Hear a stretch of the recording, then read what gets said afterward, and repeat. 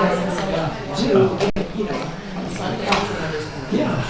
saw it in the Yeah, for sure. No, that was, we had a good time and mission accomplished. We cleared the access roads.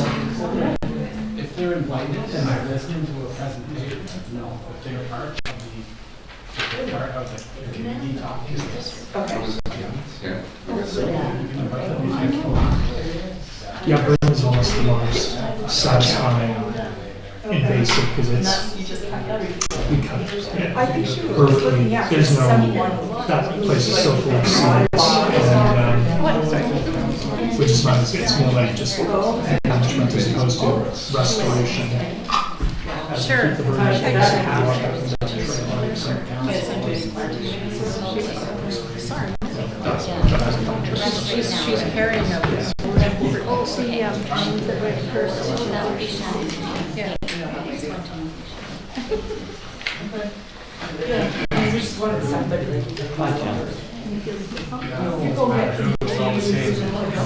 Just using the. Contractor or somebody else. Once we know. Should make it a lot nicer this summer. We'll make it a lot nicer this summer.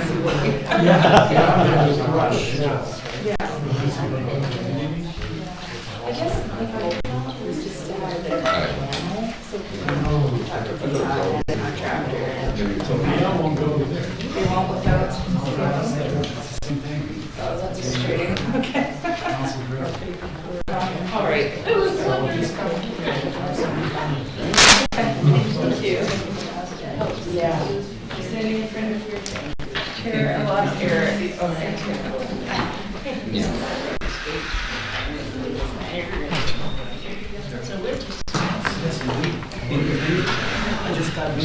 They were supposed to give us a copy of what I said last time. Oh, they didn't let her fall. Thank you. Remember to, you bet. And I can speak.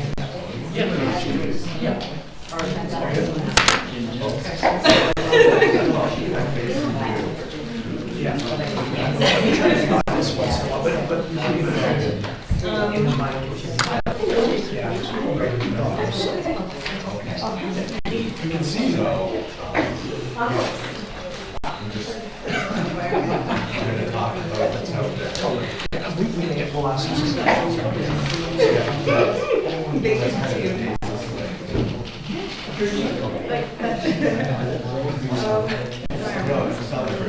Yep, for sure. Yeah. Awesome. Thanks, man.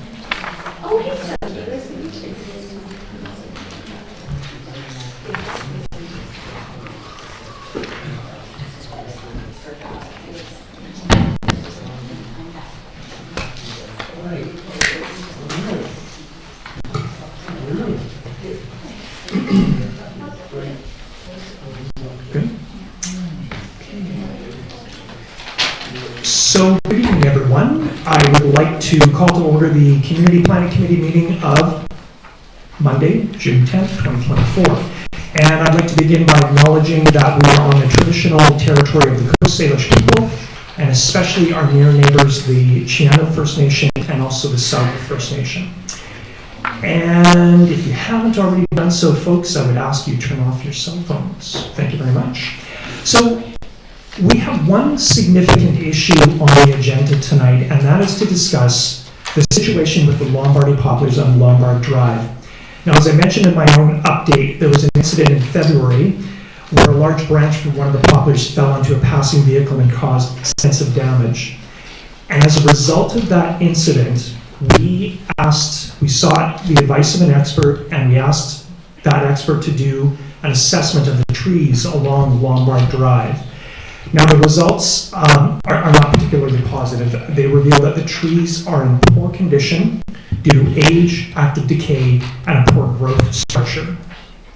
So we understand the significance of the trees to Metchosin. So Council very much understands the significance of those trees on Lombard Drive, both in historic terms and just the beauty of going up and down Lombard Drive. So that's why we're bringing this issue up here. We wanted to bring it up long before any action has taken place, and we wanted to make sure the community was aware and how to voice and where we go from here. Mr. Mike Butcher is the arborist, the professional arborist that we hired to do the assessment, and we're very fortunate that he is here tonight.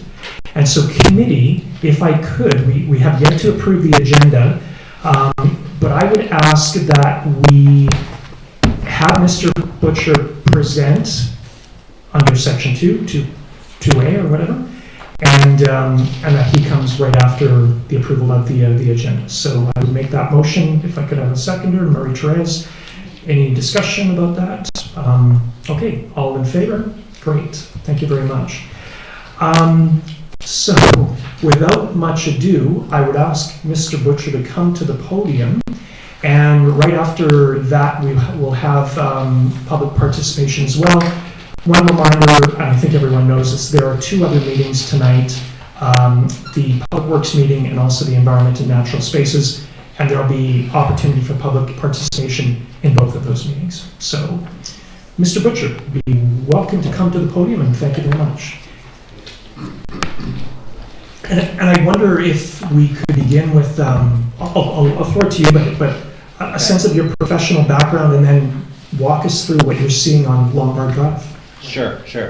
Okay, to council and then to the residents and the members of the district from Chosen. My name's Michael Butcher, owner of South Shore Forest Consultants. I've been in the green industry, tree care industry for approximately 41 years. I'm a forest technician. I hold a Bachelor of Science in Forestry from Michigan State University. I've practiced in both Western Canada, Eastern Canada, and in California, United States, for approximately 11 years. We have a tree care business in Calgary. Basically, we do mostly consulting here. I have a number of associates that work with me as a team, and in this case, the initial report and the field findings were done by Ray Prod, one of our associates. Okay. So back in March 2011, we performed a site assessment on Lombard Drive, which is a historical type site. It has a marker on it, which gives a little bit of a background on the trees. It says that the trees were planted in, the early 1900s. We feel that the trees, aren't quite 100 years old. Maybe the stems at the base are, but we believe that at one point in time, the trees were cut down and then they resprouted all back up. So what's happened is we have several trees, and there's approximately 47 trees on either side of the road. We went from probably single stems or maybe double stems to multiple 5, 6, 7, 8 stem attachments originating in one area. And an area that used to be a stump, they would have come up as stump sprouts. And so now you have 5, 6, 7 stems competing in the same area, causing poor tight branch attachments, as we would call them, combined with the cutting, which caused basal cavities in several. Like, I would probably say 80% of those trees have basal cavities in them. You had mentioned that in the last year there was a branch failure. I was out there earlier today. There are 2 full stems of trees lying that have failed in the last year or year and a half. It is very evident that there has been failures that have caused outage on the utility lines. So it would be, if I'm looking at, it would probably be north or southeast. There's a high voltage utility line that runs along one side of the trees. We feel in our report, and our findings indicate that we believe that the trees are going to continue to fail, and it would be probably in the best interest of the municipality to look at designing or scheduling some type of tree removal and tree replacement program. There's a number of different ways that you can do that. You can do it all at once. or you can schedule it in sections, or you can do it randomly. Right now, the trees don't look bad because they're in leaf, but some of the trees are starting to flag, and you're going to continue to have failures, like whole stem failures. One of the things that we didn't notice in the wintertime, but being there today, it's a pretty active little road. There was a lot of traffic today when I was there. So there are targets, although they're moving. And as I had stated, I hadn't stated it in the report, but the higher the risk is basically equals the amount of targets that are there. It's pretty simple, just looking at, through the report, that we don't think that these trees physically stand a chance at being retained over the next decade to decade and a half. Okay. Now, trees are pretty resilient. They can fool you, but at the end of the day, the cavities that are there are not going away. And when I was out there today, and we had documented it before, one of the trees has a red-belted polypore on it, which is a brown rot, which usually attacks, it's somewhat saprophytic, and it attacks tissue which is dead. It's not a number one invader. So, the stem that conch is on, or that fruiting body that we identified, there's dead wood there. And we've seen that in the failed trees that are lying on the ground right now. Large cavities with brown rot, with the cellulose gone, making the trees much weaker structurally inside. The worst thing is the structure of the trees, because it appears that they were coppice cut from grade and then they resprouted out. And there are a few single trees that have, good structure, which is probably what we wanted, or what they wanted, or what was there originally. But some of these new trees that have come up are more than likely root suckers. And if you look behind the road, there are some more poplars that are coming up, which are more than likely root suckers. We think that this is the best option for the municipality when you're looking strategically at a mitigation plan going forward. These trees are short-lived. They're pioneer type species.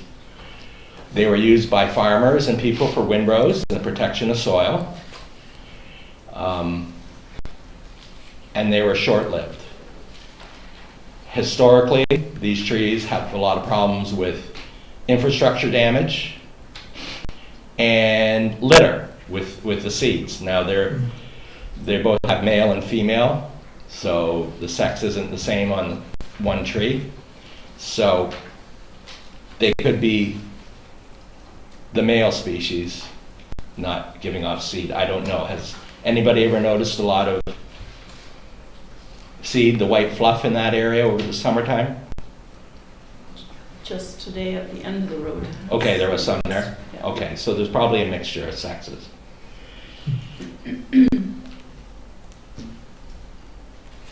That's basically it from my end. I don't. Well, if you don't mind, please stay there, because I would Yeah. like to ask the committee if they have any questions for you. Councillor Gregg.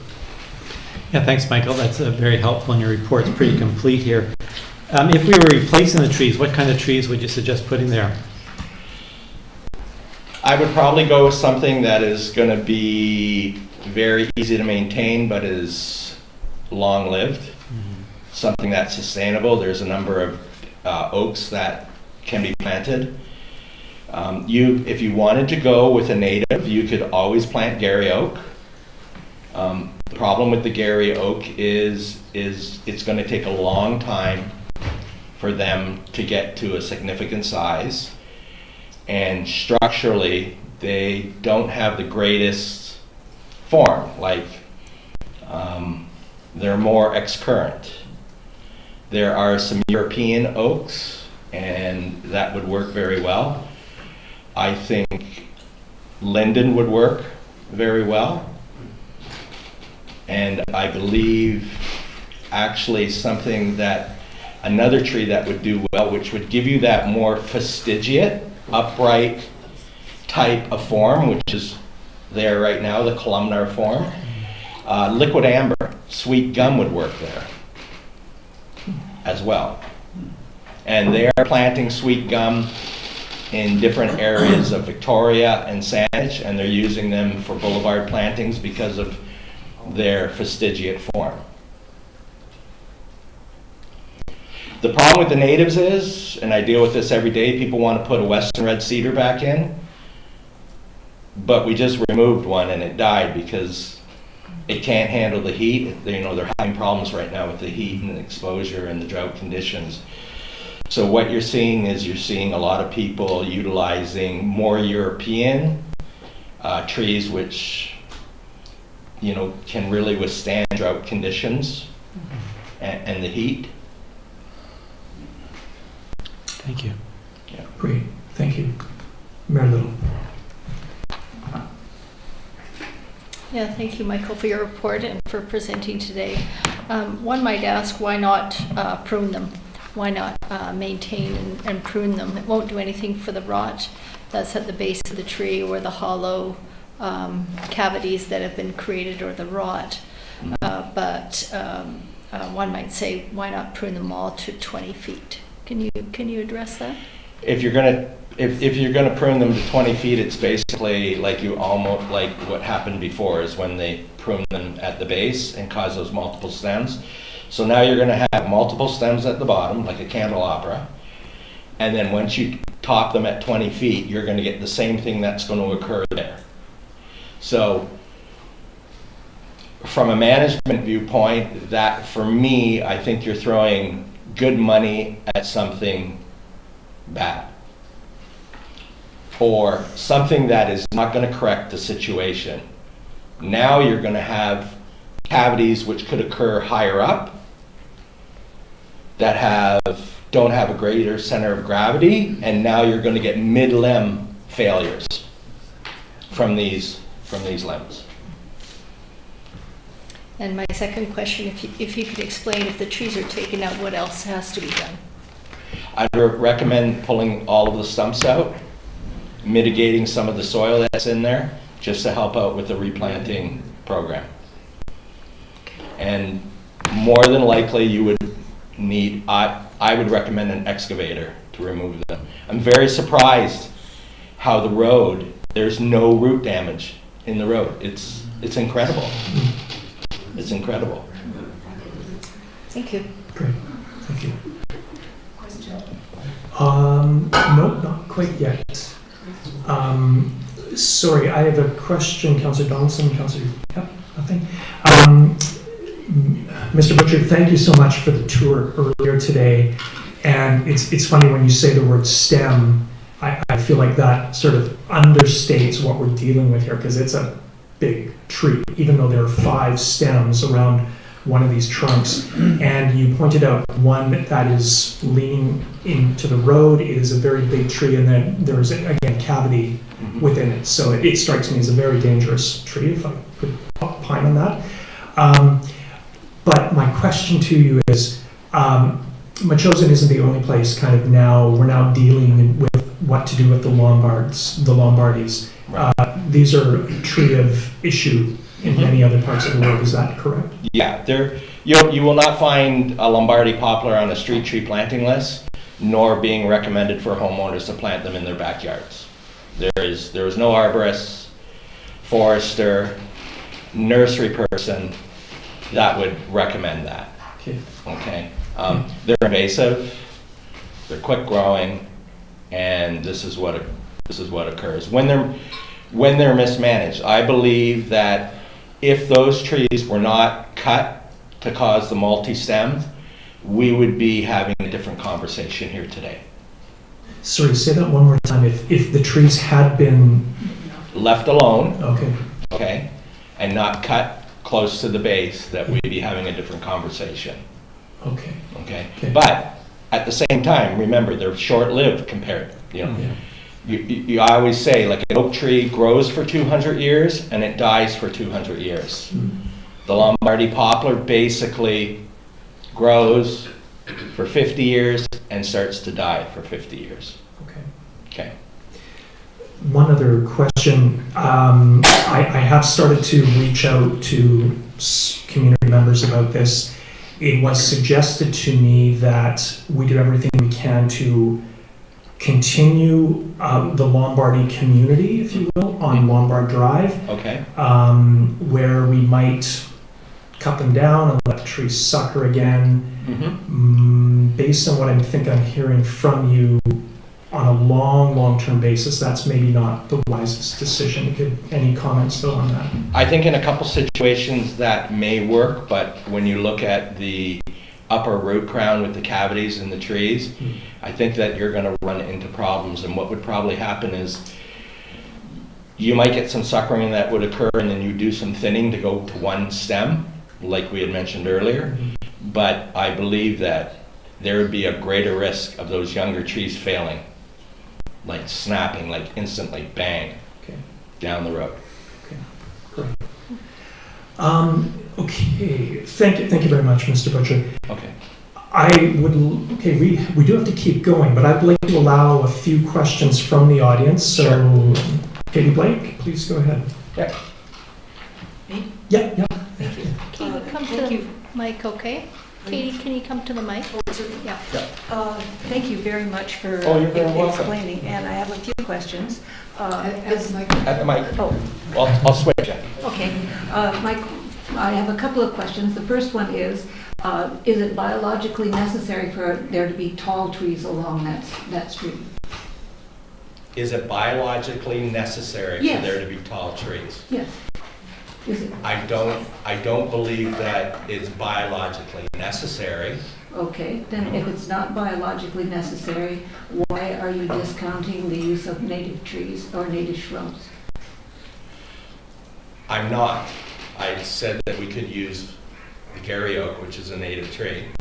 I wouldn't recommend planting arbutus, Right? Yeah. okay? Yeah.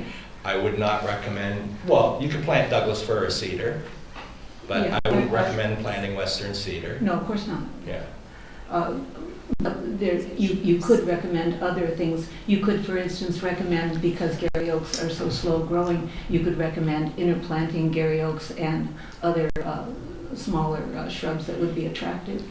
There's always that, and that's something for council and Right. so- everybody to come together on. Sure. Yeah, I'm sorry, just the way you were talking, it made it sound like you didn't think any native plants were going to be drought tolerant enough, whereas there are native shrubs that can take the dryness. I wasn't talking about shrubs, I was talking about trees. And there are no native trees that can take drought.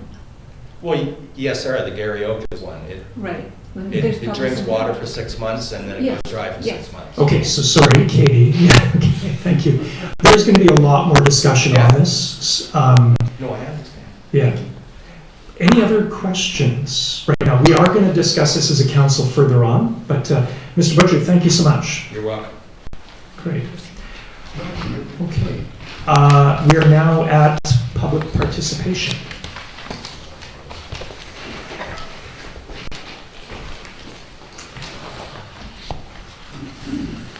Just a very quick comment or suggestion that whatever council decides to do, you consider whether what you're replacing is good for pollinators. Thank you. I was wondering about And storing. sorry, if I do have to ask. I'm John Tipton. And your street, Well, what? the street you live on, I John. live on Windfall Road, Great, thank here in you. Minchosen. It was my great-grandfather who planted those trees for my grandfather's birthday, and for the very fact that this gentleman mentioned, he wanted to hear the wind, and which way the wind was going. And Now, there's another group of Lombard growing in Chosen, planted about 40 years ago by a woman by the name of Noel Pemberton Billings down at Hoswood Kennels. Those were maintained annually, at least twice a year. And that's what they look like if you go down there and look at them and you go, okay, they've been there 40 years. But she did tree work every year, at least twice a year. She had somebody in and limbed those things up. No branches, they were landed on Happy Valley. I feel that Chosen missed the ball and maintained what they had there. And in order to restore and retain what they got, otherwise they're going to have to turn around and call it Cherry Tree Lane. You know, if they take the Lombards out, the historic tag goes away, and what do you got left? Okay. Nice walkway. Yeah, yeah. But I think it would be wise to restore in sections, you know, as this gentleman suggested, what we've already got. Never mind, I'm sure everybody in the Chosen would agree with that idea, as opposed to changing the name of the street and everything. Thank you. Thank you, John. I'm Albert Kennedy. My husband's Skip. We live on Rocky Point Road. To my chosen mayor and council members, Lombardy poplars on Lombard Drive. We encourage you to consider to only remove the diseased poplars, to leave the young poplars growing, plant more Lombardy poplars to fill in the lane, to continue to give care once the poplars are planted.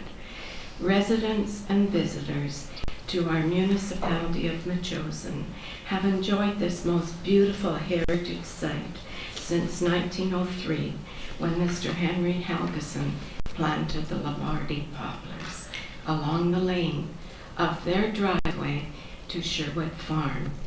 We encourage you to replant Lombardy poplars just as Mr. Henry Helgeson envisioned. And I'll have this in. Thank you. Thank you very much, Ms. Kennedy. Okay. So Robert Patterson, 4850 Jelinek Place. I'm just coming to this issue because I was a member of and also chairman of the Heritage Committee for a number of years. And so thought I would feel a little bit of the background from that angle. And I realize you're going to be studying this in further detail and so on. So I'll just do a kind of brief overview of how Heritage works into this. So the Lombard Poplar Grove was registered as a significant historic place with the province in around 2016. Although the signs for it had been erected some years previous to that.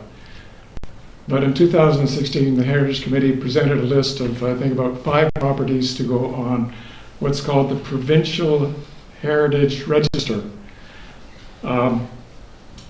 And this part of that process was to prepare what's called a statement of significance for each of the sites that were registered.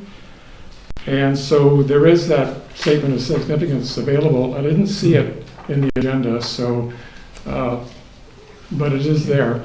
Okay. And I'll just very briefly, I won't go through the whole thing, but it's basically what it says is these trees were planted in 1903 along both sides of the driveway, which is the driveway for the Helgeson farm called Sherwood.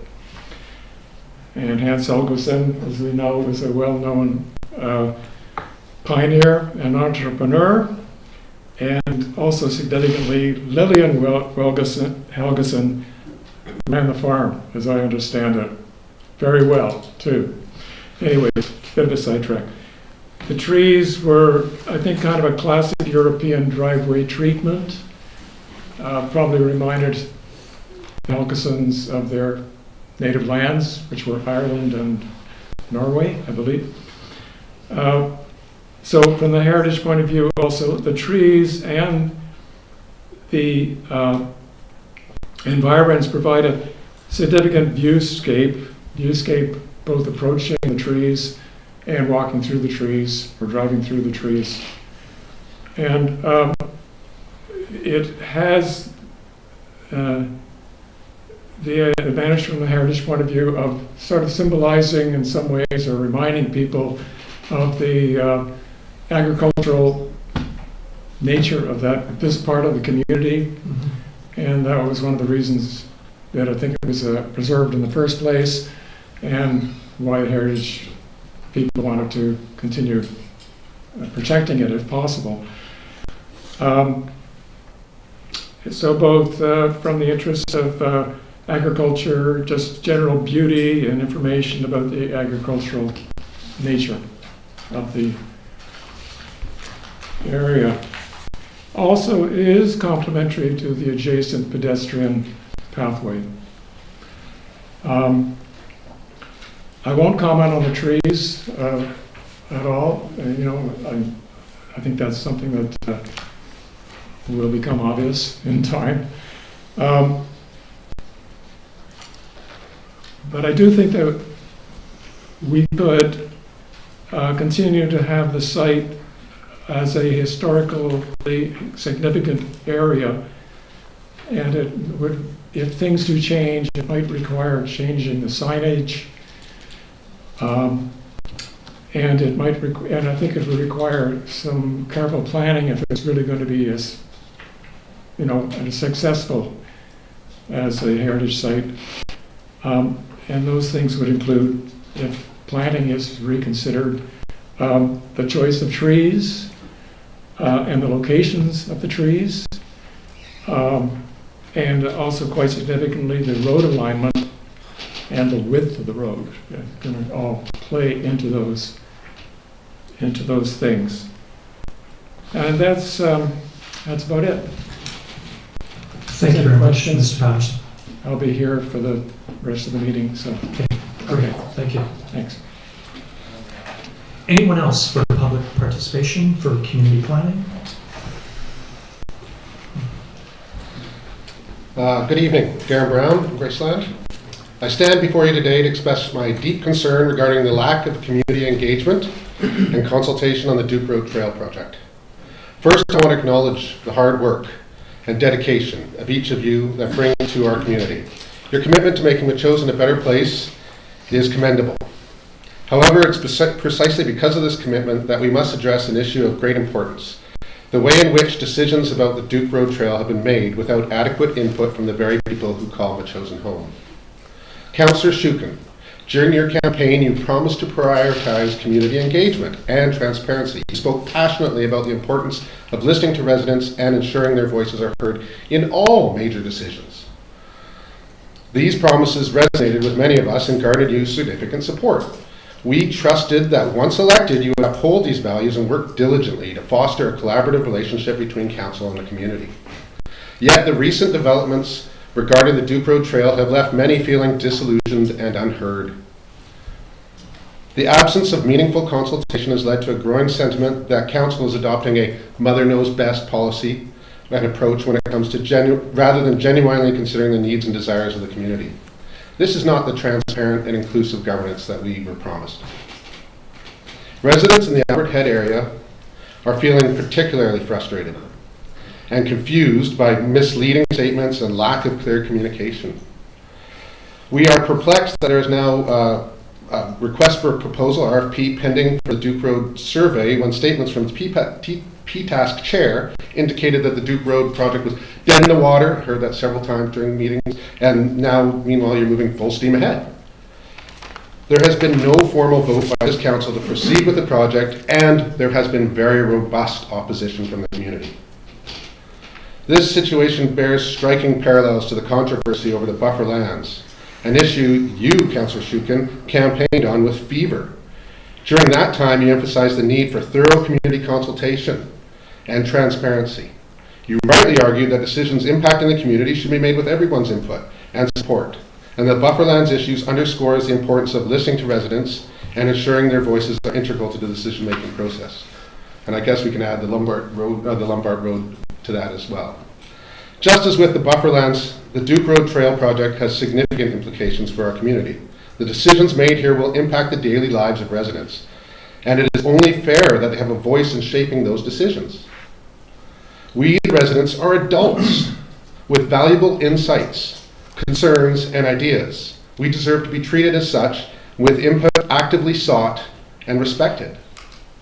Duke Road Trail raises several concerns among the residents, concerns that could have been addressed and mitigated through proper consultation, pedestrian traffic flow analysis, trail prioritization. These concerns include a range from environmental impacts to accessibility and safety issues. By involving the community from the outset, we could have collectively explored solutions that balanced the different trail priorities and benefited the residents' needs and expectations.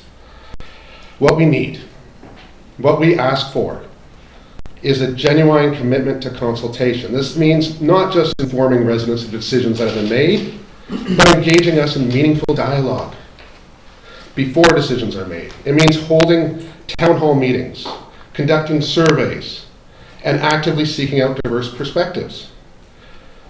This approach ensures that council's actions reflect the true will of the people and fosters a sense of trust and cooperation.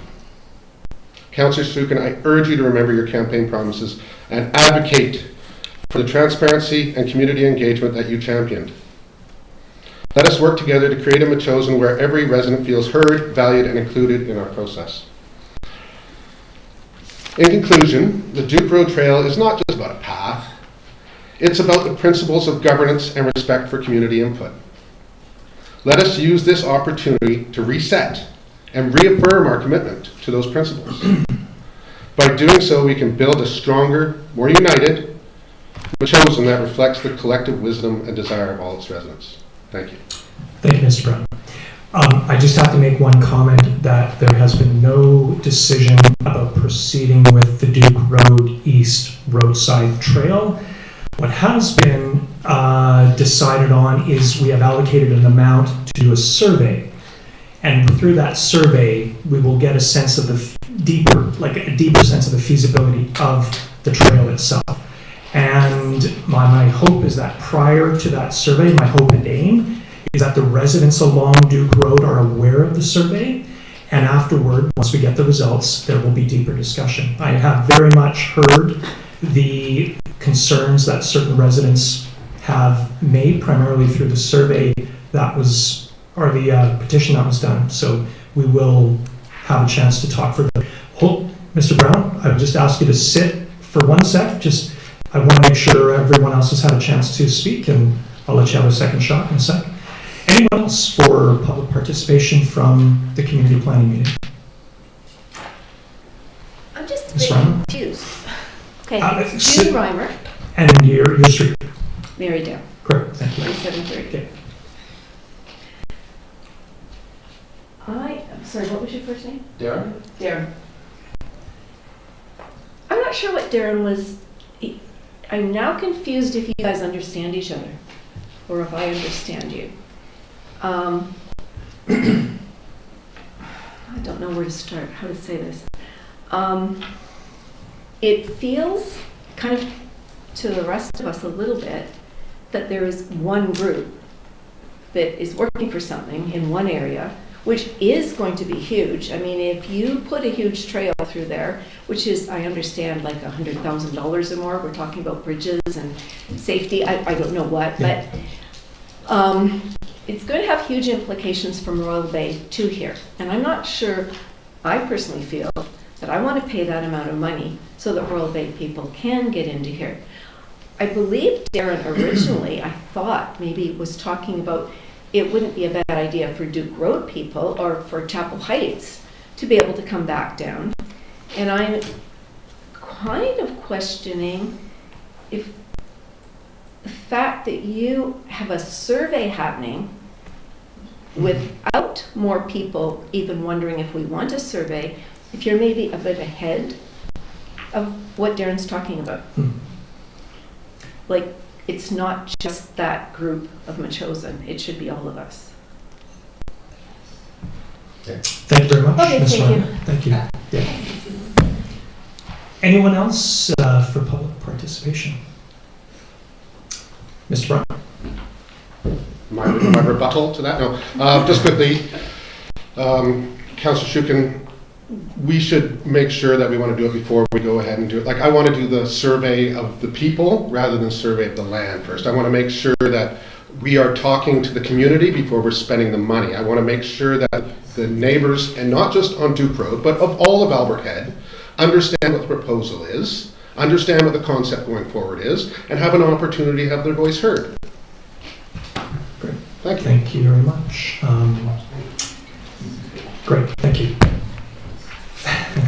Okay, thank you. I'm not gonna respond to Darren just because he's not in the room anymore, but the one thing I would just mention is the Duke Road Trail is actively discussed at the Parks and Trails Advisory Committee meetings, so there is an opportunity there to provide input for anyone else who wants to learn more. But just out of respect for Mr. Brown, I'll just stop any comments right there right now. But points heard, points taken. Thank you, Ms. Reimer. I hear you as well. Okay, we're going to keep moving through the agenda. So, committee, we have the adoption of the Community Planning Committee meeting of May 13th. Are there any comments on these minutes for adoption? For Mayor Little and seconded by Councillor Donaldson. And for the comments, hearing none, all in favor? Thank you very much. Next, we have receipt of the Parks and Trails Advisory minutes, that meeting of May 29th, and I'll have a little bit more to say about this, but any comments from, I have a little bit more to say during my councilor's update, but comments? Move receipt from Councillor Donaldson, Mayor Little. Yeah, I guess I'm just hearing what Darren Brown said and June Reimer. To me, the Duke Road East Trail sounds like a terrific idea. And I see, though, in the PTAS minutes, it appears that we're asking the CEO to do an RFP or a survey for the looking at the trail.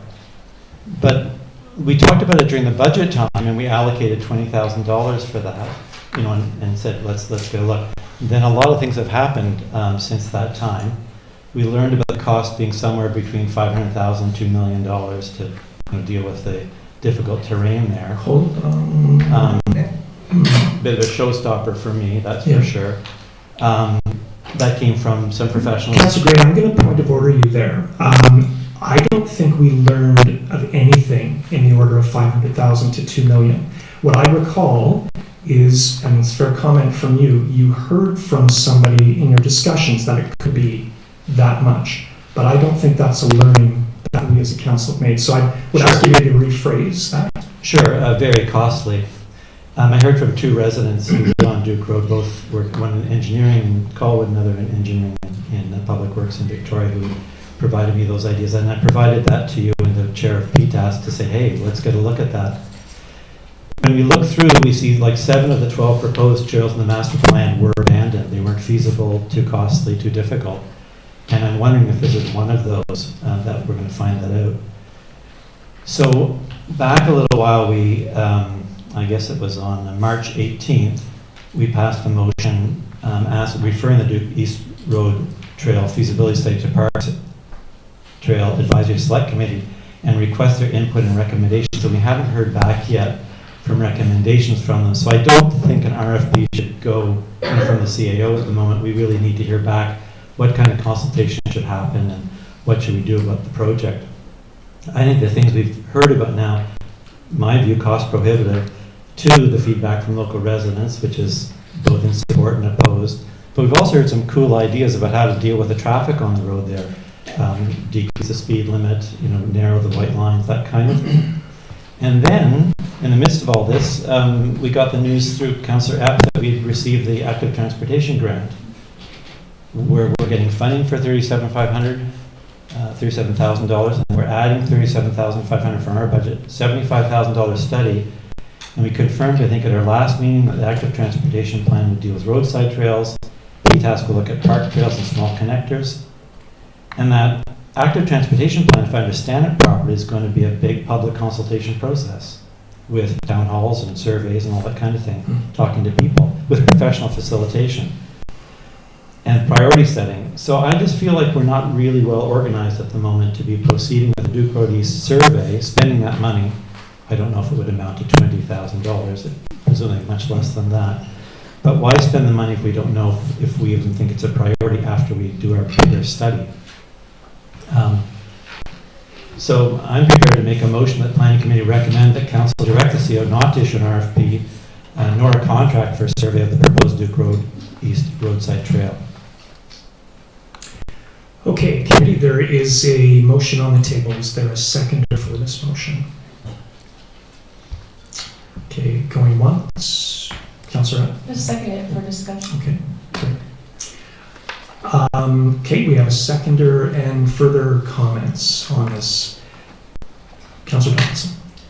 Yes, so I'm just wondering, would it be valuable for us to maybe wait until the urban works planner comes back with, or not planner, remember, consultant, urban systems, consultant comes back with some recommendations, because there will be some engagement with us and with the public, and I believe there's probably going to be more than one opportunity perhaps in that time. It's over, what, 4 to 6 months, I think, that she'll be working with us. So to delay it a little bit for that, would that be something we could get more information on maybe? Yeah, it's a possibility. I think that depends on so many things, how the survey goes and the public engagement side of it. Yeah. Yeah. I'll just make a few comments. The concept of listening to residents is actually, it's a fairly complicated matter because there will be a range of views. Now, we've been listening to residents about the Duke Road East area for quite some time. I would say at least earlier than this time last year, there were people who were coming to represent the interests of that community. They didn't represent everybody, perhaps, but I would say the people who are opposed to it do not also represent everybody on that area. The criticism was made of the Duke Road Trail because it was 14th, apparently, on the list of priorities that the Parks and Trails Advisory Committee has, in the Parks and Trails Master Plan. But what happens as projects are done or projects are deemed to be unfeasible is the priority list begins to bump up. So 14 becomes 10, becomes 5, and as we now know, there's only 2 projects that have been left to be tested, one of which is the Duke Road East Trail. I want to make just a comparison. So we have a roadside trail along Kangaroo Road. It is 1.4 kilometers long. I believe that spans 14 homes on both sides of Kangaroo Road. The Duke Road East roadside trail, and we're talking a roadside trail, not a sidewalk, would cover 50 homes in that area. Now, I've walked this trail a number of times, and I believe what I've heard from residents through experience is there are significant safety issues because the shoulder on the road gets narrow, considerably narrow, especially as you go up north. So in terms of why we would explore this opportunity, I think safety and neighbor interest is part of this, and it is part of the Parks and Trails Master Plan. We were getting that criticism, not part of the plan, you got to plan it. It is part of the plan, and its day is due in terms of viability. So its day is due in terms of testing viability further, and I have to say, I'm of the mind, I won't be supporting this issue. I recognize that I won't be supporting this motion. I recognize there's some sense in it, but there have been plenty of opportunities for residents who are opposed to this trail or those who support it to come out to the Parks and Trails Advisory Committee to speak to it. And I've seen very few of those who oppose it. I've heard from them, but I've seen very few of the residents who are there who oppose it. So I recognize there's some validity in the motion. I am going to oppose it just because of all the work that has been done and the engagement to date, and there will be some more going on. So I won't take my views in that way. Councillor Thomas. Yes, so we see petitions often. Some are adhered to and some are completely ignored, whether they're safety or not. I could list at least 3 in the last 5 years. But what I'm trying to suggest is, yes, there has been some consultation, maybe informal, but because this consultant will be doing some engagement, this would actually be better use of our staff time, better use of our own time to go through this process, and instead of us having to do a separate one, again, like a town hall meeting or whatever, I think we could piggyback on the efforts of the consultant at the same time. It's just what my suggestion is. Okay, great. Mary Lou? Yeah, I won't be supporting the motion. I think we need to get going on this. Perhaps one of the questions the consultant is going to ask is, well, is there enough room for a trail? Have you done a survey? So this is just more information to not only give this consultant, but to give us. There has been some opposition to this, and one of the opponents was here tonight, but there has been significant groups of people that are in favor of it, mainly for a safety option.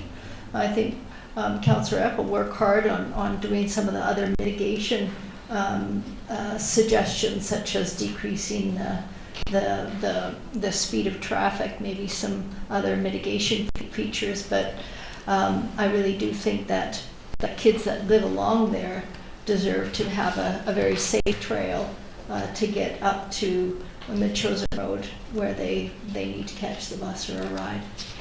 So I won't be supporting the motion. Thank you, Mary Lou. Councillor Eck? Yeah, I think, as Councillor Donaldson said, we do have the active transportation network plan is in the works, and it's a very complex plan going forward. And I know I'm just looking at her latest update of all the things they're looking into. So, I do recognize the need of many of the residents to have this done, but I don't think that a few more months is going to make a whole lot of difference. And I think that really we should be waiting for the plan and the engagement processes that are going to take place with that plan before we really spend any money on this, because the money might be better spent in a different way than doing this survey, depending on the results of what the consultants come up with. Yeah, okay.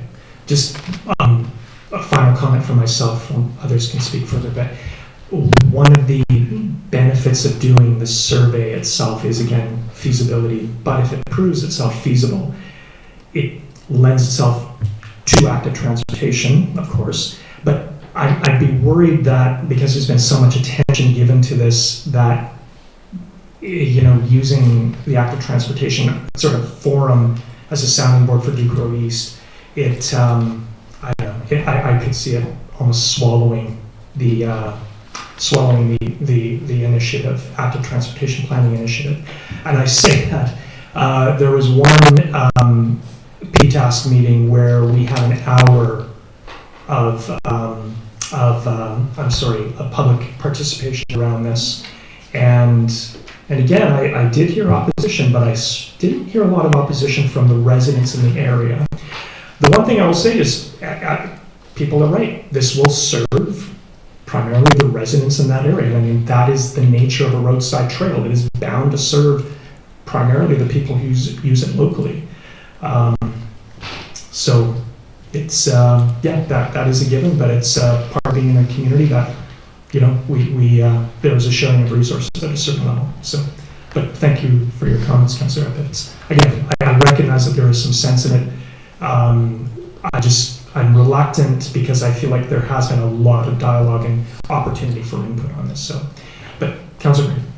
Yeah, I'm kind of back to process, I suppose. PTAS was going to return here with their input and recommendations, so that would be the next step from my perspective. I'm also aware that other jurisdictions use CDRD map viewer to see the distance between the road and the lots, and so that's a no-cost way of taking a look at the issue of what roadside is available, or what area is available next to the road. So I don't know that a survey would be the first thing that I do. I'm concerned about safety, as the mayor is, and the road speed, that kind of thing. It looks like we can deal with that.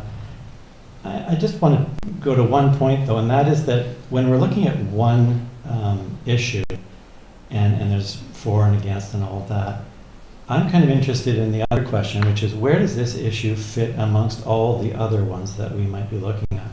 And so when the active transportation plan people get going, presumably they're going to come back and talk about, well, these would be your priority listing based on what we've heard from the community.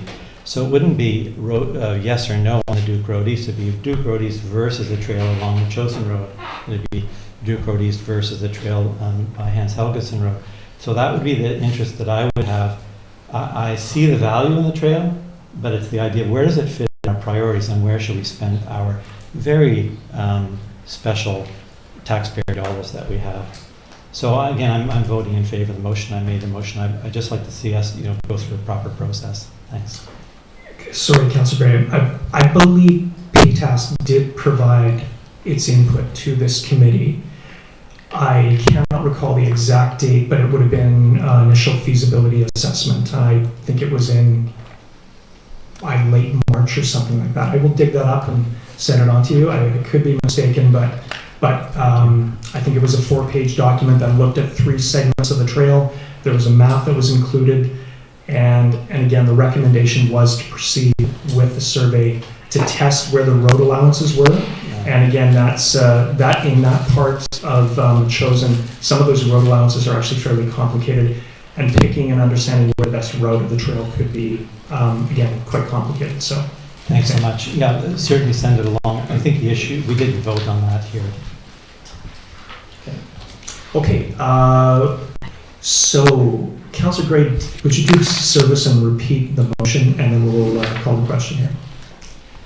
The Planning Committee recommend that Council direct the CAO not to issue an RFP nor a contract for a survey of the proposed Duke Road East roadside trail. Okay, I will call the question. Those in favor? And those opposed? Okay, the motion is carried with Shuken and Epp. I would ask, please, no applause. Thank you very much.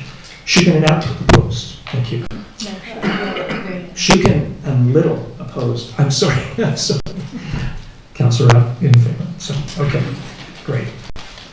Okay, we're now on to Councillor's update, and the Lombardy poplars are the significant thing here.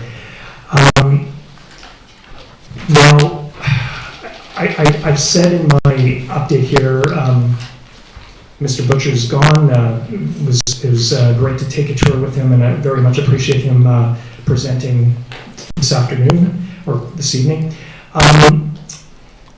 All indications are that these trees are near the end of their life. They are suffering from decay. They're in poor structure condition. There's cavities throughout, and they present a hazard to safety and also liability as well. Now, I wonder, just to give the committee a little bit more information, I wonder if I could ask, I would like to ask our CAO, Mr. Payette, to come up and address the situation as he sees it from an administrative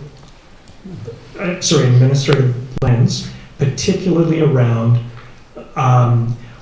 when we have a report from an expert and liability is identified, how does the district have to respond to that?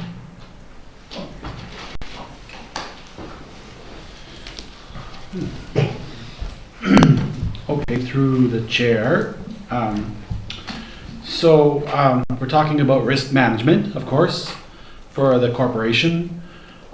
So we balance risk management and budget and funding. And in this particular case, we know that they are now deemed dangerous trees, which under our bylaw, it's defined as dangerous trees.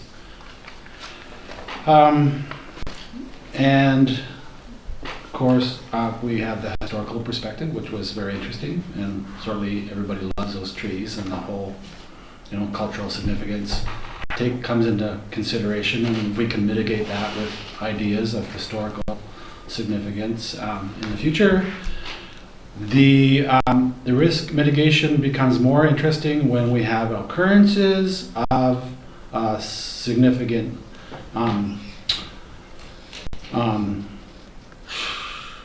incidences. And so now we've had at least one on record with part of the tree hitting a car and damaging the windshield, and could have been a lot worse, of course. And so that all has to be taken in consideration and in balance of where we go from here. And then at the end of the day, it's my responsibility to protect the corporation, particularly with significant safety issues like this. And so that's where we're at today. So again, all the input that we can get. Do I think it's imminent that we take the trees down? Yes, it is. When is that going to have to occur? I would say within the next year or two. And I'll be liaising with our insurance company to determine, their tolerance on this item. But we have not received the full report of the current incident yet. But I have had dialogue, already. And so that really leans towards me determining that we got to get the trees down. So, and if there's another occurrence with a car going by, or a person, or animal, or a dog, or whatever, and gets hit by another part of the tree, then that's strike two, and that could be bad for the corporation as far as litigation. So those are the things I worry about every day. Thank you very much. Okay, Mr. Pyatt, Mr. Pyatt, sorry, I have a question for you. So the one thing I just wanted to say today is the role of the committee right now. It's a little more simple, I think, than some might be expecting. But I've asked, as part of my request, is that we ask staff for a further report on next steps, as in the timing of any action on the trees, and then also any discussion on a policy bylaw implications. And I hate to get really bureaucratic around something like this, but there are some issues that we have to make sure we're on side with. The historic designation, they are noted as significant trees in the tree management bylaw, so how do we address that? So I'm happy to make a motion to formulate that, but also the development of a communication plan to inform the community of the situation as well. And so, sorry, Bob, to keep you up there, but what I'm hearing is a risk has been identified, and we have to now deal with it, like a serious one. So yeah, that's correct. Okay, so thank you. Yeah. Thank you. Council, I'm happy to make a motion on the two issues here, but is there any further discussion on what, any thoughts around the table? So Councillor Craig. Well, just to jump in, I take the point that Mr. Pyatt's making about the risks here. And I suppose the other thing to think about is that, in terms of climate and resiliency and adaptation, we're going to probably face more issues like this kind of thing. And so when I'm imagining it, and I took the point of both John and John Tipton and Robert Patterson about the heritage here, and I wonder if some of our discussion might be, in front of us, discussion about, well, what kind of replacements make sense, given the drought sort of conditions that we expect, and heavy rains in the winter and that kind of thing. So if we remove these trees, maybe the other discussion would be about, well, what would we replace them with, and what would fit given the circumstances we're facing. Yeah. And sort of, I don't want to say give a nod to, what's the right word, respect and think about the past and the heritage site. Councillor Johns. Thank you. It's informative to have been on site today to actually see these trees. I had one in my yard once upon a time and had it taken out, so it's very close to the house, and they litter a lot. A number of years ago, the Equestrian Club, who have their riding ring right on this property, the trees behind the riding ring were all taken out because they redid their footing, and all those suckers were, getting in the way of drainage. they're coming back, they're growing. We can see the little trees back there right now. They are a nuisance in that regard. The ones we saw today are in horrible, horrible shape. This report is quite accurate. So I agree with the CAO about we really do need to do something, I would say, earlier than this next year, like preferably before winter. But who knows, we're seeing branches come down all the time. Our public works guys are constantly cleaning up after storms. So I don't know what kind of tree we could replace them with, or do we need to? That would be the other question. So to what Mr. Tipton was saying, maybe there's another way we can acknowledge this historical site. I'd like to learn a little bit more from Mr. Patterson on that as well. Mr. Tipton, his family still does live here, so maybe some input from them as to what would be honorable perhaps.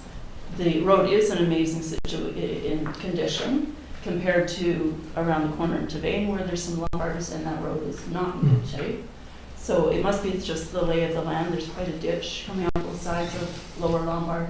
But certainly a number of things to consider, and danger is imminent, I think, with these trees. Yeah. And the amount of trouble it's causing for our roads people, our public works, but not only that, the people who traverse it, that is also a bus route. Yeah. So it's single lane, you know, so it's not about narrowing or widening anything, it's just a matter of keeping everybody safe coming through that corridor. Yeah, and thanks, I was wondering about the same thing. I hate to sound like a Gordon Lightfoot song, but when the winds of November start to pick up, there's maybe further risk there. I have proposed a communication plan, and the one thing I just want to have us all aware of is we're talking about this here. There's some awareness in the community about this, but very little. I think that needs to be shared, what we are seeing the outlook in terms of these trees, and getting people ready for a change, and then also starting that conversation about what might come next. So that's why I call it a communication plan or an engagement plan or whatever, but that's something that I'd like to put forward and connect with staff on further. One of the other things that might be part of this as well is how do we memorialize the trees and the current wonderful situation that we have now. Got a lot of talented people in the community, artistic people, so that might be something.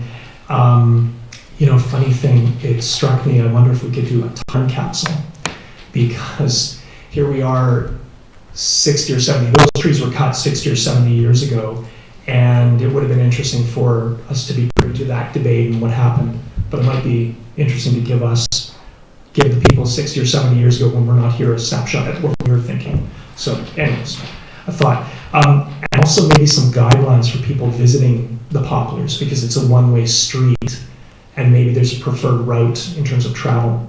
Some initial thoughts, but we can work this out. So, but key thing is public input on what the future might look like, and especially the neighbors and the people that live in that area. That's really important. I've been able to reach out to some of those people over the weekend, but there's clearly more work to do. So we have other meetings to go, but if I could, I would make a motion that we ask staff for a report and further information on next steps in terms of addressing the issues with the Lombardy Pines on Lombard Drive, including any policy and bylaw implications and also timelines. And if I could, maybe I'll make that motion. I wouldn't mind addressing the communication plan separately. And budget as well, budget implications. Thank you. I'll second that. Seconded by Mayor Little. Further discussion? Okay, all in favor? Thank you very much. I would also make a motion that we request the development of a communication/engagement plan to inform the community of the situation and get their input into the future of this area and this situation. Are you suggesting maybe front page article we meet? Yeah, as a start. Yeah, could be. Yeah. We've already sent the tax notice out, so there's no way of doing that. I think or maybe a letter in the news. Yeah, website, I mean, even if we drafted a letter or an information brochure, there's ways of circulating even through Facebook and whatnot, so, yeah, that kind of thing. But there's some more thought that should go into that, so. But it's a good idea. Yeah, okay, so moved. Seconded by Councillor Donaldson. Further discussion, we can share ideas as we go, but, okay, all in favor? And that's carried, thank you very much. And I just have a few other things to cover, my councillor's updates. So the Parks and Trails Advisory Committee met on May 28th. We have appointed one of the members, David Shanks, to be a contact for the active transportation process. There is some process on a memorial bench on Duke Road where the bus stop is. PTASC is putting together recommendations for a connector trail from Beckingham Road to the Galloping Goose, which will eventually connect to the Galloping Goose for the Beckingham Road subdivision. And that ideally will be discussed at the next PTASC meeting. There was an invasive pull of broom at Ash Mountain on Sunday, and the trail was overgrown. Several PTASC members and residents came out, and we cleared the trail all in about 2 hours. And a big thanks to staff for some future work in getting that broom off the roadside. And the Parks and Trails Master Plan will now be a standing item on PTAS's agenda. There's going to be some further discussion at the next meeting as well. So just a few other things I wanted to mention. The Museum Society had its AGM on June 8th. The executive has been named, so President is Bert Harrison, VP is Judith Van Manen, Treasurer John Barris, Secretary Lynn Southgate, two directors, Avril Yoakum and then Dorothy Boisvert. And Manica is getting ready for an event on Monday, July 1st. It'll be Festivus and also the Summer Makers Market. And that's about it. Had fun at the Machosa Garage Sale, and lots sold, and lots of great community spirit and cleanup effort. So thank you very much. And just want to make sure I put everything. Yes, great. That is it, I believe, isn't it? Yeah, I would take a motion to adjourn, please. Councillor Donaldson, Councillor Epp seconded, and all in favor? Yes, we're adjourned. Thank you so much. 2 minutes left.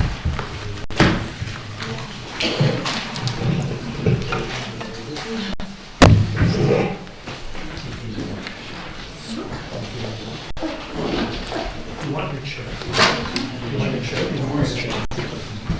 That's yours. Oh.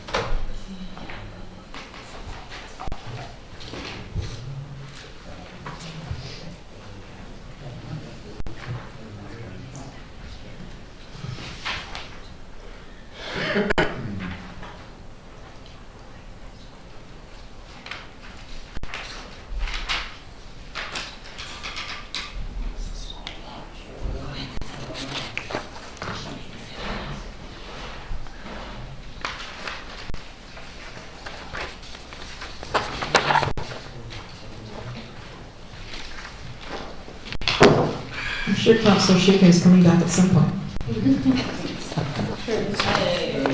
There he is. Yeah. Okay, welcome to the Public Works and Victim Services Committee meeting. I have a motion to approve the agenda. So moved by Councillor Donaldson, seconded by Councillor Gray. All in favor? And we can start the evening with a presentation with Shannon Corman and Bobby Mitchell on the proposal for main entrance and Village Square on the Chosen School property. So welcome. Thank you, Councillor Epp. Hello, everybody. Good evening. I'm going to be speaking tonight about a proposal for a main entrance in Village Square at the Metchosin School property. This came about, you may be wondering, what does the main entrance and the Village Square have to do with each other? The Village Square is a project that we've been working on for a number of years in Metchosin to create a community gathering space here, which is accessible and welcoming to all ages, that's open all the time and located in a central, active, vibrant part of Metchosin, which is basically the village core.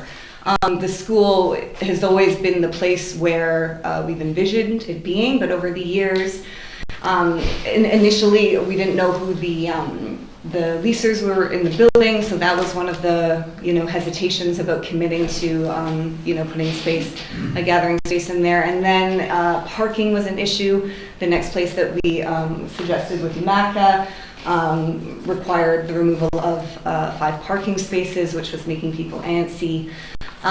So it's been sitting on the back burner for the past couple of years. And then, there was discussion about the Metchosin preschool moving into the old elementary school, which is fantastic. We're going to have kids back in the school. And they are going to be taking over that classroom. There's 2 classrooms on that long side. I think it was Mr. Cook's, and I can't remember the other one. But they'll be on the right-hand side. And they needed another entry point, right? Because otherwise they're going to be standing in the middle of the halls in MACA. It gets busy if anyone's ever been to a co-op preschool. When parents come to pick up, there's a big crowd. So they were looking at putting in an exterior door on that side. And when we heard about that, there was some discussion thinking like, well, what if instead of building a door for just one user group, you thought a little bit more holistically and we put in something that could be utilized by multiple user groups and within the school. So thus came the idea of putting in a main entrance right back towards the gym, which is a newly renovated gym, which is a huge asset that council has sunk a lot of time and energy into. But it is lacking a proper entryway. And for anyone who has ever been to a theater production or concert, if you're going to sell tickets, if you're going to do anything like that, you need a centralized place. And as consultants have noted as well, a lobby is really essential. So what our notion was to take one of the classrooms on the side, on the left-hand side, and take a little bit off it and create an entryway, thus using the inside space. But then that leaves the outside. And what this question mark was like, well, if we're going to make an entryway there that's like clear and obvious, taking up that dead space in the courtyard sort of becomes a no-brainer of that could be beautiful community space. It's not being used for parking. It is, just sort of left to whoever wants to wander by at this point. And it is a nexus point. You've got CERC, you've got MACA, you've got the brewery, you've got the training center, you've got a lot of people that are congregating and going in and out of that area all the time. So it already is a natural gathering space, but what we're proposing is to make it really clear and really obvious. I just finished working 4 months at the Seniors Resource Center. It was definitely an issue that people would talk about. They didn't know how to get in the building. They didn't know how to find that accessibility. So the Village Square Society proposes to apply the resources of the Village Square project. So over the years, we have a growing list of people who have pledged in-kind materials, in-kind construction expertise. Everyone knows we've got a lot of construction expertise in Metchosin, and a lot of volunteer time.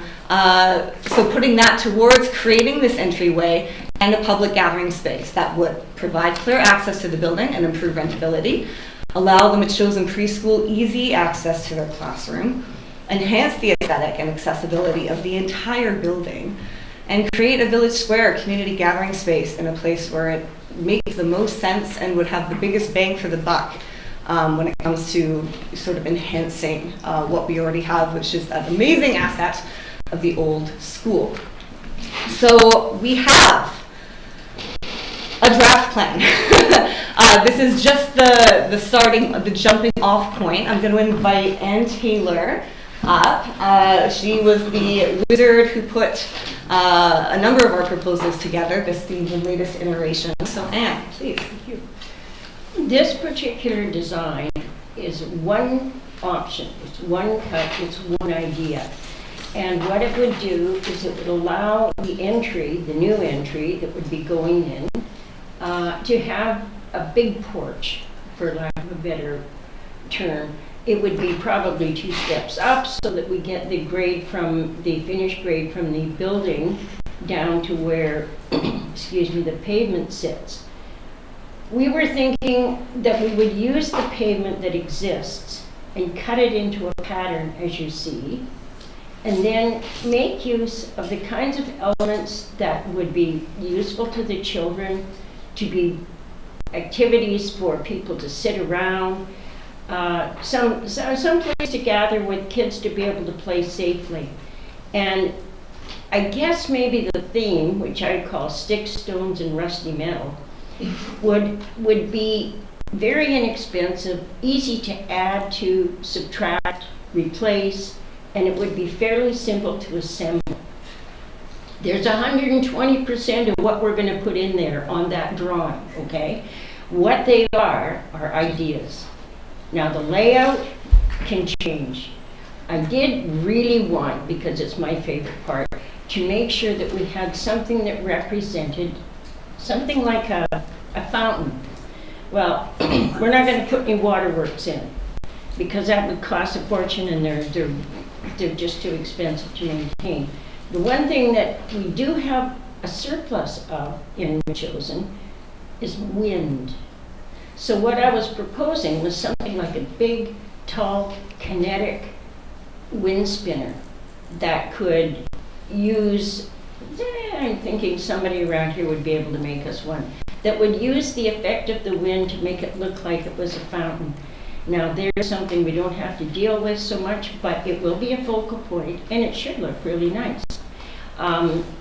We'd like to make benches. We'd like to make benches out of natural wood that we can process easily, or that would maybe even be donated. And Katie Nelson has very kindly donated a beautiful plank that it's 14 feet long. Lots of people can sit on that. I would very much like to have that incorporated because it would be a great gift for this area. If you want to go and have a look at all the things, what we did do is we put some graphics on the one side that gives you an image of the ideas that we're going after. Cost, as little as possible. Put together in some format that would be usable to the kids, that would cost us not very much, that could be changed as needed. Now, there's a few other things in there that you may wonder about. I did put in a rain garden. Why? Because we don't know what the drainage is going to be. And until we can do that, we don't know the hydrology. We have to manage that.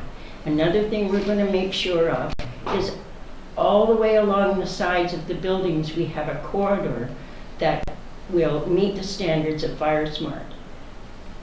There'll be a reason we'd want to do that, and there is no reason that we couldn't put up signage saying, this is why we do this, this is why it's important.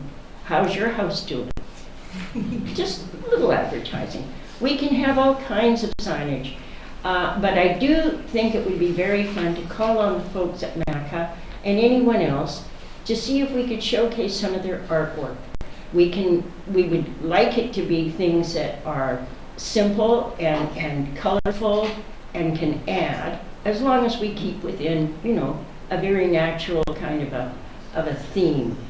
And planting would be kept to a minimum because it costs a lot of money to water plants. So what we could do is we could have a few things in there that are fun to look at and desperately simple to keep alive. I had proposed something like small topiaries. And when I say small topiaries, I mean maybe a foot tall and 3 feet long. We could make them out of sedums or succulents, or we have a lovely native one called Capo Blanco, which is gray. Now, these little mounds of gray, fluffy things would look very sweet, put in with some native grasses, and then a funny little face on the front and little ears, because now we've got topiary sheep. And so if we could incorporate that, if we could incorporate, say, metal fish images or herons done in metal that would move in the wind slightly, now you've got really cool things without having to worry about maintenance. The idea is that we would massage this area into a usable and really, really nice entertainment. We could possibly have people, if we had that porch, we would probably have outdoor electricity, so we would have lights or possibly something to plug in. And this could be a meeting place or a place just for people to just come at any time of the day. The folks at the pub seem to be quite keen on having us do this. We would have to have appropriate screening. And yes, I'll let you folks come and have a look at all of the various parts of it. And if there's something that you don't understand, that's okay. There was a lot of ideas that went into this, so it can be moved and changed. That's about it. I know it may be hard to read, but this is a first cut, so. Thank you. Thanks, Ann. So we'll just walk along to the next one with some of those images that we were talking about, like the veranda, just rustic, easy to, cheap and cheerful, as Anne calls it, very Metchosin-like kind of vibe. In terms of the governance of the space, Bobby's going to be talking to the budget and the building in a minute. Ever since we've been talking about this for the past few years, using the already established system of the user groups. We have created a Metchosin Village Square Society that has been incorporated. We're in the process of setting up bank accounts.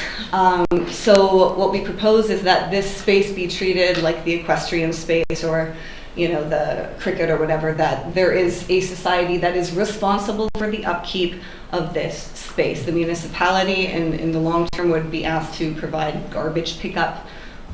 If there was any watering, the society could take care of that. And because we have the preschool there now and so many other folks in, we're confident that we can keep that society going quite easily because there'll be a lot of people utilizing it and valuing it in that way. And yeah, the notion is that this would be a space that would be kept up in perpetuity with minimal cost in the long term to the municipality. So to speak about the building of this and of the budget, I'm going to invite my better half, Bob Mitchell. Hello. Yeah, so I need to speak to the building of this. Obviously, you guys have all seen the package. Yeah, you've all seen the larger package and the proposal that we sent in. If I were the council, my biggest concern I think would be is here we have a bunch of volunteers who are going to try to build what could be considered something which is complex. Certainly going inside the building, making changes inside the building. I'd be concerned about that. I mean, all I can say really is that we're offering quite a bit of construction expertise between myself, project management experience, also Chris Vanderwater, who I think most people know is one of a great carpenter around here, does a lot of work. Also, there's other members of the community over the past years. We have another project manager from Sawyer Construction who could be interested in this. I don't know if I want to speak too much on the governance of how it's going to get built, because I think that's going to be more of a discussion that happens. What I envisage, though, is that the Metchosin Village Square Society would basically be an umbrella group of these professionals and be the, I suppose, mouthpiece speaking to council and district staff district staff and the Machosen, as the owner of the building, have to take on full responsibility and liability for how things are constructed. But we would be basically helping the council along with that the entire way, because we have a bunch of people who do this all the time. I think that's a governance aspect. Again, I mean, it's something to have a longer discussion about. I'm going to go to this one. This is just simply a picture of for everybody here, if you're wondering what we're doing inside the building itself. There's the preschool on the right, and what I've been told could be an administrative or office room for the school administration, if that comes to light. And then we have a entranceway right through the center there. At the top of the page is the entry to the gym, so you can see if it's if we're having ticketed events to the gym. It's a perfect hallway to get people right in there. Now the biggest part, of course, I'm sure everybody's excited about, is the cost. So I want to point out very strongly here, it's a big number down at the bottom there. I actually think in my time in the construction industry, I think it's actually a pretty good deal, honestly. I guess I can't walk away from the speaker here. So what I've done is try to be really clear about the costs that the district might be facing for this, and then also showing how much volunteer time and effort is going to go into this, and then finally, of course, figuring out how much money we're actually going to have to raise. Now, when I say fundraising, I mean the Machosen Village Square Society would be fundraising that money. The extra that's required. I'll talk about phase 1 right now. So this is the interior, the main entrance and the covered landing. So that's basically getting the inside of the building done, and then the covered area on the front, which is very important because we have to allow for mobility access into the building through that entrance. The Machosen's preschool itself has said that they would put the money they had for the exterior door towards this exterior door. You can see down at the bottom there, Machosen's preschool, $17,000 worth of the cash that is required. MACA said that they would put in $4,000, and the Machosen Village Square Society could put in the remaining $15,000. We don't see that as being an issue to fundraise. So that phase 1 there is, I think, pretty well taken care of. If I can talk to the district capital expense, in my mind, I feel that the district should be paying for any consultants, architects that are required, because we should not really be hiring the owner's consultants. Then the operational expense for the district, that is my guess at how much district staff, such as Chris Watkins and Bob Payette, are charged hourly, and I made a guess as to how many hours they might be required to work with us in order to get these things built. So yeah, district capital expense, $5,600 up at the top, that's cash out the door. $6,750 for operational, that's wages and office time.